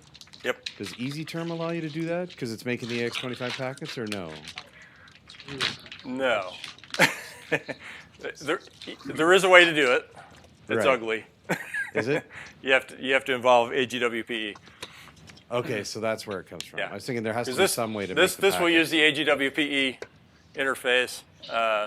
So if you're going to talk to a traditional TNC, that's really the only way you can do it. Is he still around in Greece? And is he still around? Is that? Yeah, he's still around. AGWPE is still around. Yeah. Okay, so on the digital side here, there is this digital advantage. This is an FM signal here in the kind of pink or whatever color that is. And as we leave full quieting here, as the signal starts to deteriorate, you get more and more noise on the signal until it gets to the point where you can't really understand it anymore. On the digital side, because of forward error correction, we can keep a excellent sounding signal until we get to the point where we run out of forward error correcting, and then we get nothing. Okay. So there is this little region in here that under ideal conditions, you might have better communications over a digital signal than you do over a traditional FM signal. Okay, talk a little bit about hardware stuff. We still have the traditional TNC, typically used for VHF and UHF communications, 1200 baud or maybe 9600 baud. It may even be an HF Pactor modem as well, especially if you've got a lot of money. You can get the Pactor 3 and 4 connectivity. These can be smart devices, or a lot of them now are just, keep it simple. So very, very limited or non-existent command set. It's just really, assembling and disassembling packets and then sending it to the host computer to deal with. Some of them are APRS capable, so you can plug a GPS into it and be tracking easily. When Scott first asked me to present here, he said, you know about the TNC Pi, right? You can present on that. And I said, yeah, I have a TNC Pi, and I use it. I don't like TNCs anymore. I really want to go this way now. It was, as was mentioned earlier in the day, I think sound card interfaces are vastly superior to hardware TNCs at this point, from a being able to decode packets, okay, pull packets out that you otherwise couldn't do. Sound cards should be less expensive, okay? You do have to have some additional software running, because if you're taking away that packet assembly, disassembly function, it has to happen somewhere else, so you're going to have an application to do that. There are lots of vendors now for building different kinds of sound card interfaces, and we've talked about some of them already today, or you can build your own, which I'll show. A couple of examples, Signal Link, of course, we've talked about the UDRC. The URI is another one, lots of them, okay? Have to have pictures. So there's the, for TNCs, the KPC3 is probably still one of the more popular ones. This is the TNCX out of Coastal Chip Works on the East Coast. Probably the only product I know of that has come down in price. I think he's realizing that his market is going away, and so he's getting ready to bail out. This is the Pi TNC. So it's really this redone into a Raspberry Pi form factor, and you can stack it right on top of the Raspberry Pi. And if you use the I2C interface to communicate, you can stack multiple on there until either the whole thing falls over or gravity takes over. And then a couple of sound card interfaces. Again, this is the UDRC. We've already seen it today. And everybody's seen the Signal Link at one point in time or another. There are lots and lots of these out there. This is a sound card interface that's designed mostly for the all-star / asterisk environment. Okay, so sound card with push-to-talk connectivity, usually based on one of the C-media type chips, like a CM108 or 109 or CM119. Yeah, Steve. A bullet point was the URI. What was that? That's Universal Radio Interface, something like that. If you do a search on it, you'll find it. It's yet another sound card interface. The good thing about these is, one connection to the computer, one connection to the radio. The bad thing about these things is virtually all of them use one of the GPIO pins in the audio chip for generating push-to-talk. That's a good idea, except the software for packet or data communications, nobody's implementing that. And I've tried to talk Andy into it. I've even told him I'd send him an interface so he could test on it. He hasn't replied back yet. The Dire Wolf folks have said that, yeah, we have some experimental code that should work under Linux, but it won't work under Windows at this point. So I wanted to do some high-speed testing, so I just decided to throw something together myself, and I've got this thing here today. It's dirty and ugly, but it works. It works pretty reliably, and I've now had a bunch of people say, hey, send me the plans for that. I want to build one too. This is nothing more than a 2-port USB hub, and this is a $4 one of these, basically a sound card fob. And then the other one is a FTDI USB to serial adapter. And so this is getting the push to talk for me. I just have a 2N2222 inside of here, and then just wiring the sound card directly to the connector. If you're going to do high-speed kind of applications, we have a problem with all of these type of interfaces. We've gotten so hung up on the fact that we have to do ground loop isolation that they all have transformers in them, and they're all crappy transformers. And they cut off the audio bandwidth too significantly for doing high-speed data. So, I'm just punching this right into the radio without any isolation at all, and I haven't had any trouble with it. Yeah. UDRC has no transformers. I'm sorry? UDRC has no transformers. Does not have transformers. That's correct. Yes. UDRC is certainly capable of doing high speed. This thing is not.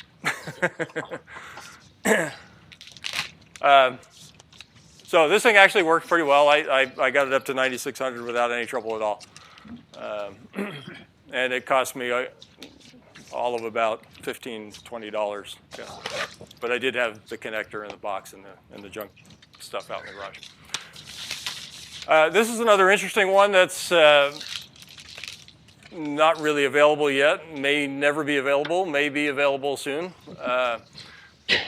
John G8 BPQ has been working on this for a while now. He originally wanted to have the Pi TNC be a 9600 capable device, but he ran into problems with the processor performance on that design.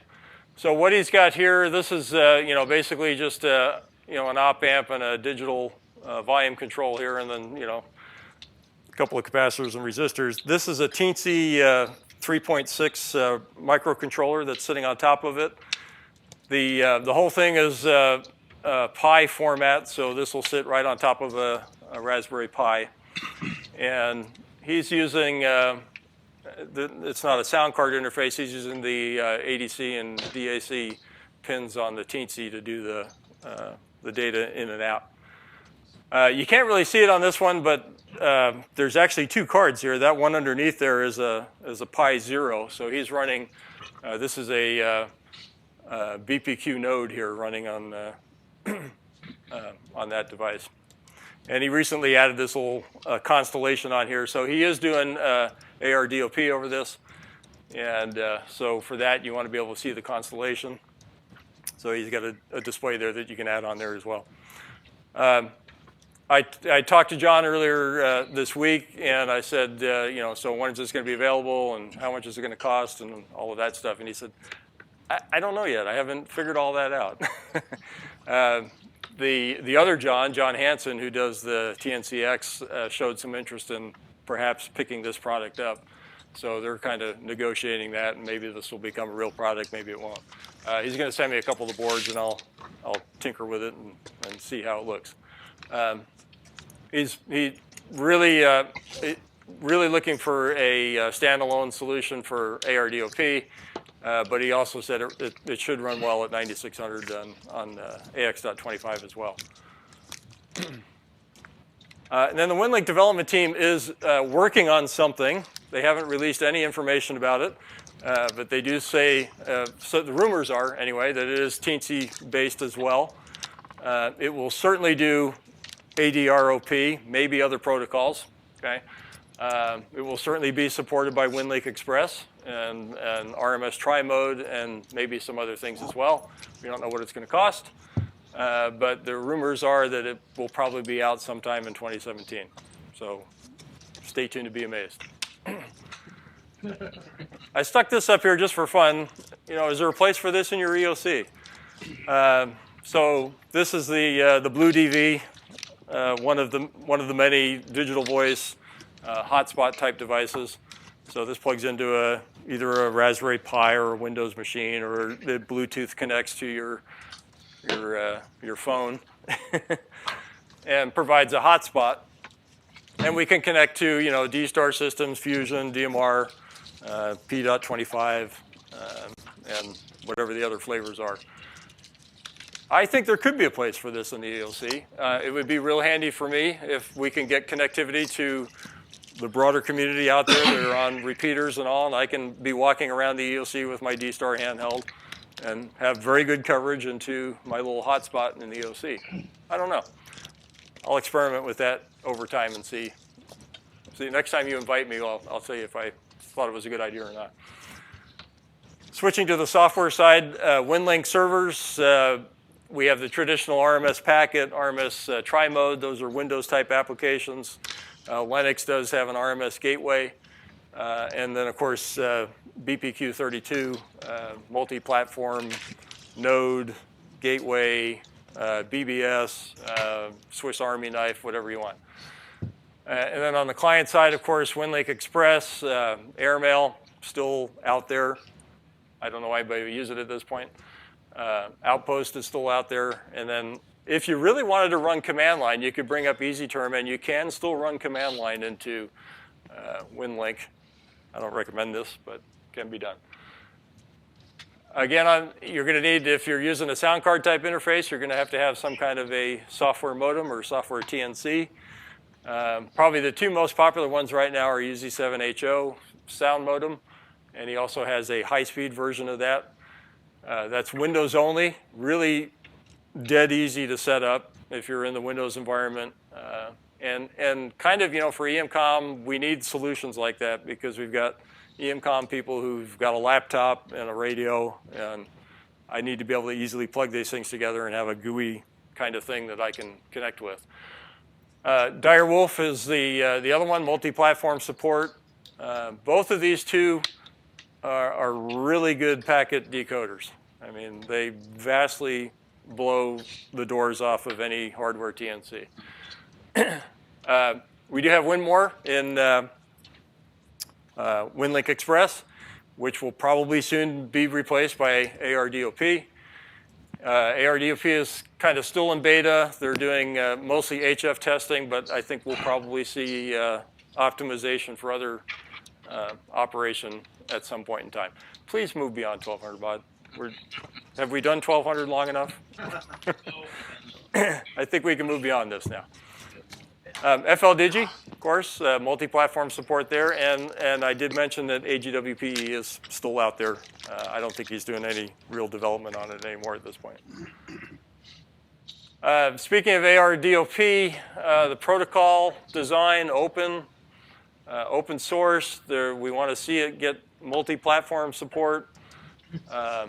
We know it's, I don't even say ultimately, we know it's going to replace WinMore in the WinLink system. Does bandwidth negotiation, receive quality and feedback. They're optimizing it right now for HF, but we expect to see at some point in time optimization for VHF and UHF point-to-point links over FM, probably including voice repeater support. We're not there yet. They haven't even, as far as I know, haven't even really started testing that. So a ways to go yet. Of course, it's ARQ, forward error correction. And I expect to see probably by summertime, it'll be available for WinLink Express. It'll be a phased, they're not going to flip a switch and turn off WinMore one day and turn on ARDOP the next day. So it'll be phased in over time. What baud rate? That's a good question. What was the answer? It's negotiated. I don't know. It's probably going to fall somewhere between Pactor 2 and 3. Somewhere. What? Under ideal conditions, it might hit Pactor 3. From what to what? From 500, say, well, I haven't seen the slowest, but we get regularly over 24. Okay, that's what Yeah. And, in the 600 range, something like that.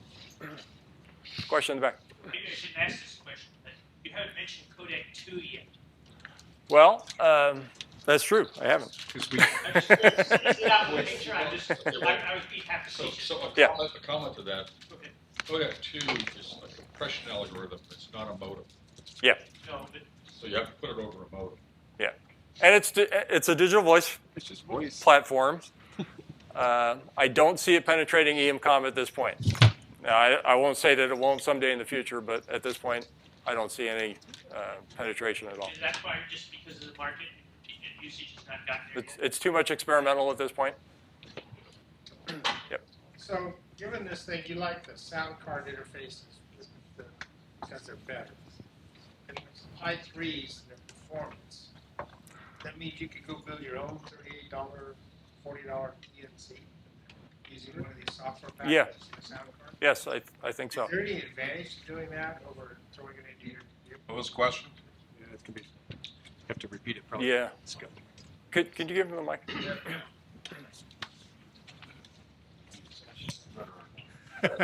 So the question was, given that the Pi is like a Pi 3, which is a fairly high performant computer, and a small sound card, which is about $5, you're talking about a $40 hardware investment and throw the software in, and you could build a TNC. Yeah. And is there any advantage to doing that over putting the TNC on your laptop or some other thing that you have to carry around? So I think there is. Yes, you have an appliance, right? A communications appliance that you can then put on a local area network, and you could have multiple connections into it. So yes, I think there is a place for that. Like the one in your laptop, which you go in the next room and plug it, it goes wet. So now it's sitting there as an appliance. Yep. Could be monitoring to take incoming reception. Wireless. Big Yep. advantage to that architecture. Exactly. So come to the CPAC session. And can I point out? Yes.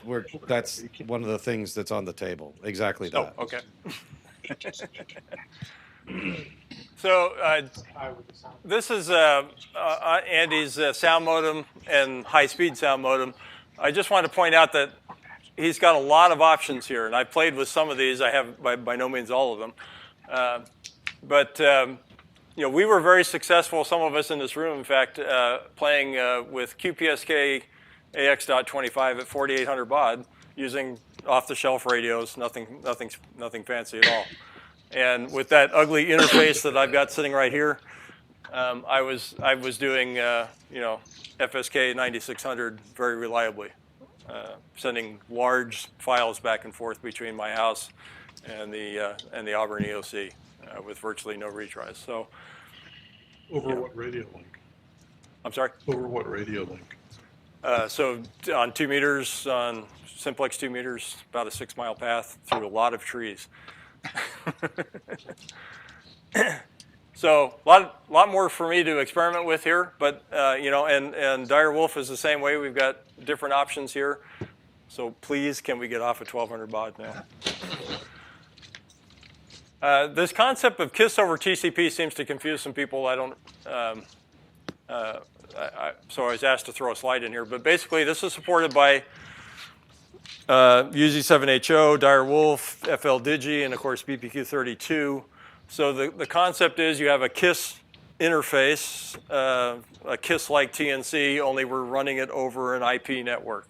So that means it can be in my local computer, and I can point to it from one application to into the computer I'm running it on, or I can have an appliance on the LAN somewhere, and I can just point to that and connect to it that way. In fact, it's exactly what I'm doing at my house right now. I have a BPQ32 node running, and I've got the Windows machine running with UZ7HO 9600 baud on another computer, and I just point the two to each other, and you can connect it at my house at either 1200 baud or 9600 baud. I'm going to turn off 1200 pretty soon.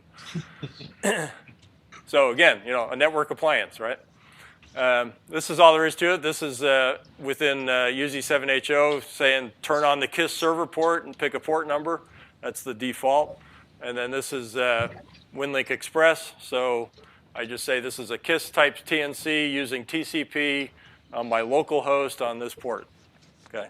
This could be some other computer on the network. You just plug in the IP in there, right? And it works perfectly. What do we have for the network around here? Well, we still have the AX.25 network, what little is left of it. There's lots of WinLink gateways out there, probably at people's houses, probably with a Comcast internet connection that when the earth shakes is going to go away. So we still have the peer-to-peer option, but we can't get too far with the peer-to-peer option because we don't really have much in the way of digipeters or nodes out there. The 145.630 network still has a lot of digipeters on it or nodes. What do they call them again? The KPC nodes. All of that's still mostly 1200 baud. And when they migrated to 6.3, they kind of all went to 6.3. So yeah, all the eggs are in one basket. So this, you know, when we have a big event, this network is going to be dead. There's going to be so much traffic. Your aggregate baud rate will be, what did somebody say earlier this morning? 1, 2, yeah. We do have ham WAN here though, and this is exciting. So this is, you know, a modern 5 gigahertz multi-megabit IP network. Link mountaintop to mountaintop, and we can use this for all kinds of stuff, right? It's already doing a lot of this: low latency repeater linking, real-time video. You can have IP phone in my EOC, and I can call Scott on his IP phone in his EOC. VoIP type applications, APRS, maybe even a redundant internet access for the EOC, so I can get to web EOC down at the state from my little EOC in Auburn. So here's all those WinLink packet gateway stations. Like I said, half of these won't work in a disaster. And there's the ham WAN footprint, which is impressive. Price of admission to ham WAN, not too bad, a couple $100 if you got a path, right? That's the key. Go back to this slide with the red on it. It's like, don't be in the white part. Yeah, don't be in these places, right? The last couple slides here are kind of left over from my original presentation, and darn, a lot of this is still true. Lack of standardization or direction. We really don't have a local or even a statewide digital plan. Everybody's kind of doing their own thing, which is not very effective. The digital network that was, remember when I used to be able to connect up my packet station and address with a bunch of bangs in there, send an address out to my buddy on the East Coast, and it made its way there. That's gone. Okay, we tore it all down. Software can be difficult to set up. Hardware can be expensive, especially if you're doing Pactor, the expensive Pactor modems, that sort of thing. This is kind of the big one I find right now is digital skills are really lacking. The technicians that are signing up for EMCOM work these days just don't have the experience of playing with all the digital stuff that we used to do. And so this is a foreign complex to them, or a foreign concept to them. Well, I mean, up here, we're so isolated from all the computer companies. Yeah, exactly, right. Why would they be knowledgeable about that? So we need more mentors, right, to bring people up to speed.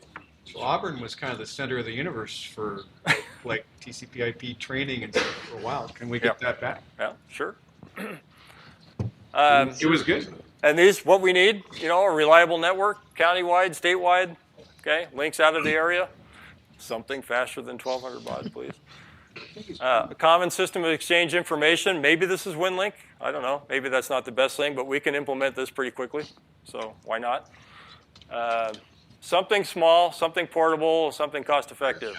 Something I can throw in my Go kit, and it works reliably. And then let's do a lot of training and get the skills back where they need to be. I think that's all I got. Questions? You didn't mention broadband mesh or ARN mesh at all. Is that making any inroads here? Because over in the Yakima Valley, we've got about 50, 60 stations already setting up. Really? Yeah. I haven't seen much penetration here. My EOC in Auburn has a mesh node on the roof. And other than Brian, I don't think I've ever seen anybody connect to it. It's busy on our side of the mountains. Let's see, what was I heard somebody say recently? The mesh that we're seeing, the blue box Link 6 mesh networks are good for about as far as you can shout, right? Most of our stuff is based on the Ubiquiti stuff.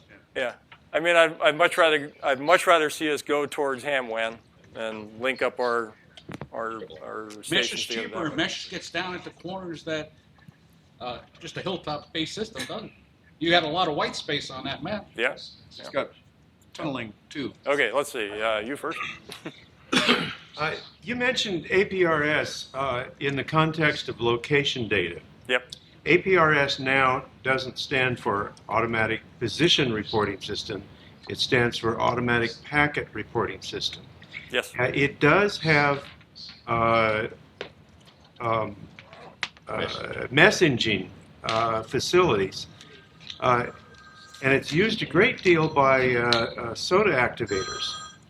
So the pseudo activator can address a message not to a call sign, but to SOTA, and give the information of what frequency and mode is going to be used. Yep. You can also put in email, just the word email instead of a call sign, Yep. and then using an email address, it will send a very brief email to anyone.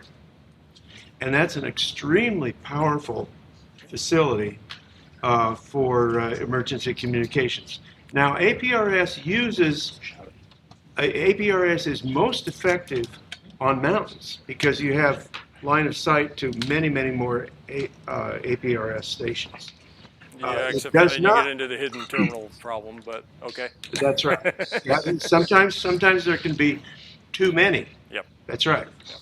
Anyway, it's obviously a low amount of data, and in that case, it's unidirectional if you're going to the internet. Yeah. But I it's won't there. say that it doesn't have a place in EMCOM, but I look more towards big messaging, so forms-based stuff, lots more data, which does not play well in the APRS environment. But certainly for short messaging, yeah, why not? And by the way, there is 9600 as well as 1200 baud APRS. Yep, that's how I tested. That's how I tested this. I went up on Baldy 9600 and I started sending huge files back and forth. I was expecting somebody to call me on the phone and say, "Stop doing that," but nobody did. Yeah, go ahead. Okay, so given that we're expecting some more emergency situations that are national newsworthy. Cascadia Rising. All right. And also, given that there's what seems to be a growing number of bad actors out there, and given that the internet is the most convenient way for such bad actors to disrupt and cause trouble, what, if anything, has been done or is being done or whatever thought about reducing that vulnerability for such exploits on your internet links? For example, between your WinLink gateways and the CMS servers, etc. Yeah, I didn't like where your question was going. The answer for me is I'm going to look more towards point-to-point connections and send my data that way, if that's where we get to be. I don't know how to address it otherwise. Well, you could have secure VPN tunnels between the gateways and your servers, and that would go a long ways for solving that. Yeah. So, for example, has anything been done like that? I mean, is there any thought even being applied to that, or are we going to get back into one of these situations where the last thing that gets thought of is, information security? Yeah. I will tell you that in the EMCOM world, we're thinking more and more about cybersecurity. It's a topic that comes up multiple times a year. There's seminars, and we just had a big conference down in Auburn, as a matter of fact. But all the way down to the amateur radio level, I'm not seeing anything there. Yep. Guys, you got a guy there in the Auburn group that is going to disagree with you on GRATS. It is a standalone program. It does go beyond Z-Star. It can be used without Z-Star. Yes, no, I agree. It can be. I'm just saying it wasn't fully implemented. Yeah, it does have forms and extra stuff on it. Oh yeah, absolutely. Yes. Prior to before some of the data radios come out and so forth that are rumored and so forth, wouldn't it be great to be able to go from 1200 to 9600 if the three major brands whose names became I, K, and Y would put back the 6-pin data plug on the back of their simpler radios, so you don't have to spend $700-800 for a radio with features that you'll never use for data. You see the ICOM 70-watt 2-meter radio for $165 or whatever, but you've just got the simple inputs you could never get to the discriminator, but never to go to 600. Actually, the pads are still in the radio. You can put the 6-pin connector in there if you want. So to that point, they have no motivation to do it. 270. Yeah. But there's an awful lot of used Motorola gear when they went narrowband that we're deploying for 9600 radios, and we get it for free. Yeah. Free radios.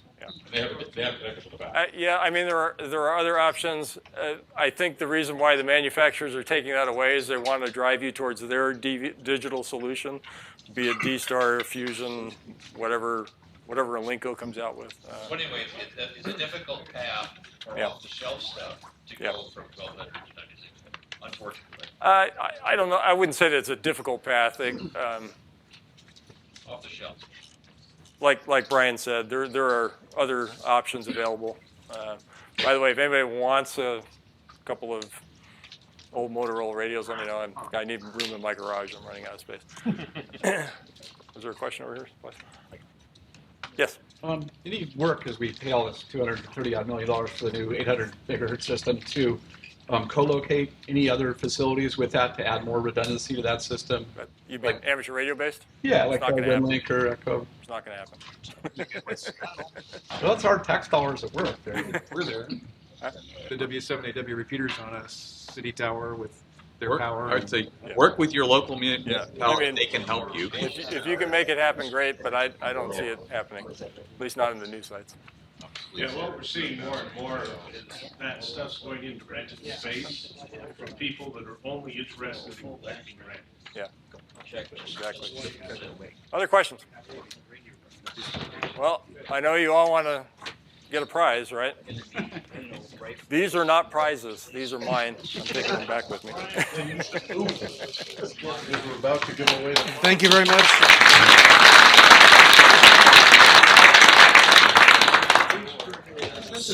You don't want this anymore. All right, has everybody turned in their tickets? I thought the ugly interface was part of the drawing. You have 2 tickets? Gifted one by a cartoon. You have both pieces of this. You have one too many pieces. Don't listen to him. That's what he's talking about. Both pieces. Everybody turn in their tickets? All right. Here's the thing. My name is not in here. I was trying to figure out who to have draw, but I took mine out. So here's what we'll do. Let me go over what we have here. That is stuck to the table. The laser pointer is not a prize either. Yeah, can I have my laser pointer back? Oh, really? Apparently it's non-functional. Really? No, I think it's working. Yeah, if we just hit it, I think it'll come back to life. Don't point it out. Yeah. Just look in the end there. What's laser pointer? What's not that? We have an actual copy, a retail copy of Office 2016 that's a single install, good forever. And then, of course, there's Those the... exist? They do exist. That was my reaction too. Yeah. Honestly, I thought they had Right. Or you can have Office 365, and I'd be glad to give you the pitch, but I know those guys have heard it a million times. So, like, why you want Windows software? Office 365? Is that Windows software, Scott? It is, absolutely. Well, or Mac. This is Mac. Actually, I think that'll do Mac as well, right? Neither one of them contains any software. Right, because it's just a key. You can download whatever version you want, right? I think it does Mac, doesn't it? Yes, it does. Yeah. So, yeah. So Windows or Mac. That one doesn't do Mac. Windows 10 for your Mac. You laugh, but it can install. Absolutely. That's what boot camp is for, right? So you can turn it into a real machine. You can do this. It's a crime against nature. So we also have a... oh, excellent. Thank you. So here's a Raspberry Pi kit with the SD card and the sound USB sound device, so you can do exactly what we were talking about there. Here is RTL. What was that thing? RTL SDR.com RTL dongle and a cable adapter kit, so you can hook it to pretty much any kind of antenna that exists. Alex was kind enough to donate one of his LIF 2016 kits, so you can hook this. So this ought to be able to plug. Got a Yaesu HF rig. You ought to be able to plug that thing right in. And then we have 3 gift certificates from ARRL, $50 and 2 $25 certificates. Oh, and this fancy certificate here that Lynn made for us.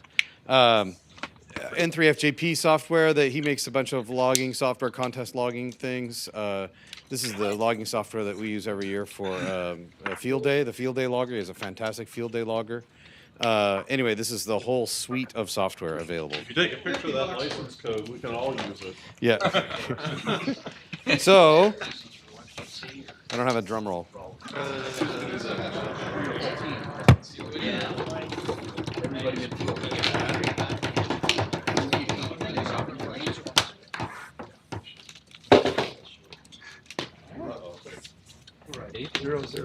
Eight zero zero 4958. Oh, 6-8. That's a 5. I should have brought my glasses, but that's definitely a 5. 4958. Wayne. 10 away from me. All right, you're thinking. Hey, Wayne, come get his glasses. So we can Good job. Yeah, exactly.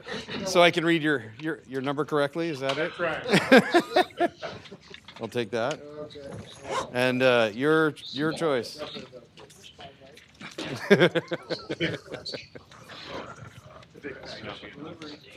All right. Next. 800-5029. Holy cow. Eric. Let me see your ticket. Help yourself. Pick one of those. So that's it. He's taking the pie. All right. He's going to have some pie. All right. Oh, day earlier. Well, who has the specially crimped one? Oh. 800-5017. Bruce. Hey, Scott, this drawing is not fair. It's all up there on that side. That's the... No, even 1 is a random number under the right circumstances. Perfect. All right. And what do we have here? 800-5033. Yay! You're on the wrong side of the room, Dennis. Like I said, Windows. Basil. Yeah, here's Windows for you. Thanks. It's gonna be like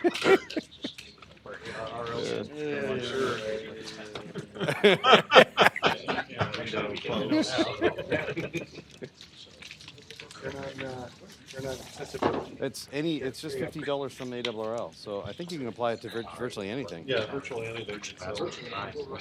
Yeah. think about Windows software. Well, that's virtually nothing. All right, next one. He's turning away from a thing that sells for $65, even in the Microsoft employee store. Right, exactly.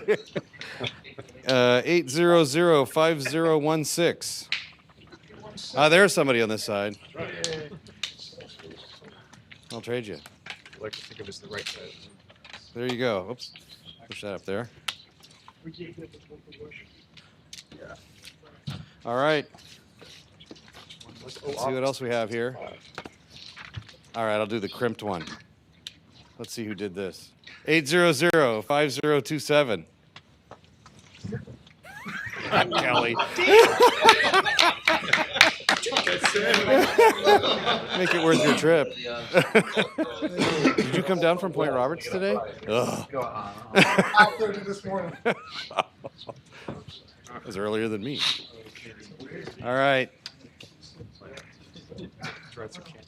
What do we have here? 800-5008. 5008? President Wynn. Probably this guy who left. That's too bad. Let me announce it out here. Oh, got to be present to win. Don't Too bad. Close the door. 800-4959. Oh, 5008.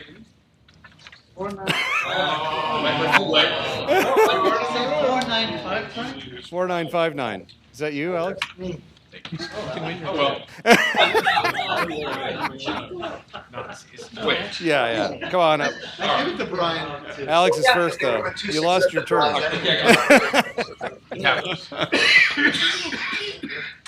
He's disappointed because the LIF is already gone. Yeah. All right. I'll take it.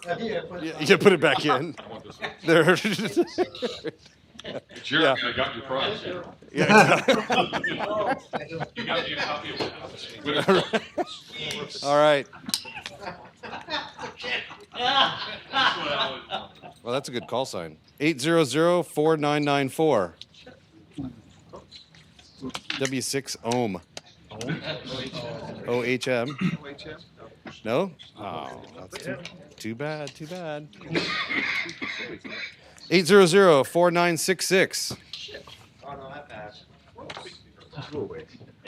What happened to all these guys? 4966. Is that you, David? What do you have? Get the Windows software.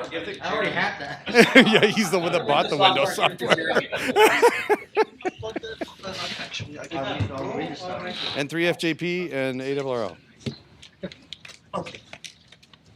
All right. Thank you.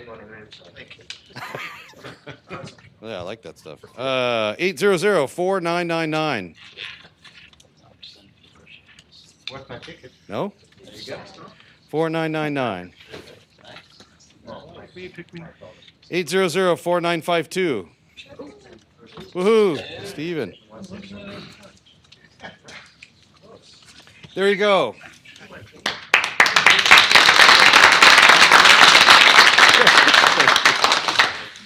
All right, so that's what we have today. We have, we'll be posting the slides up on the website. Apparently we had some difficulty earlier, so they'll be up there in the next day or so. You'll be able to find them all up there. I think there's only one up there now. But so anyway, thank you for coming. Thanks, Scott. Grab some food.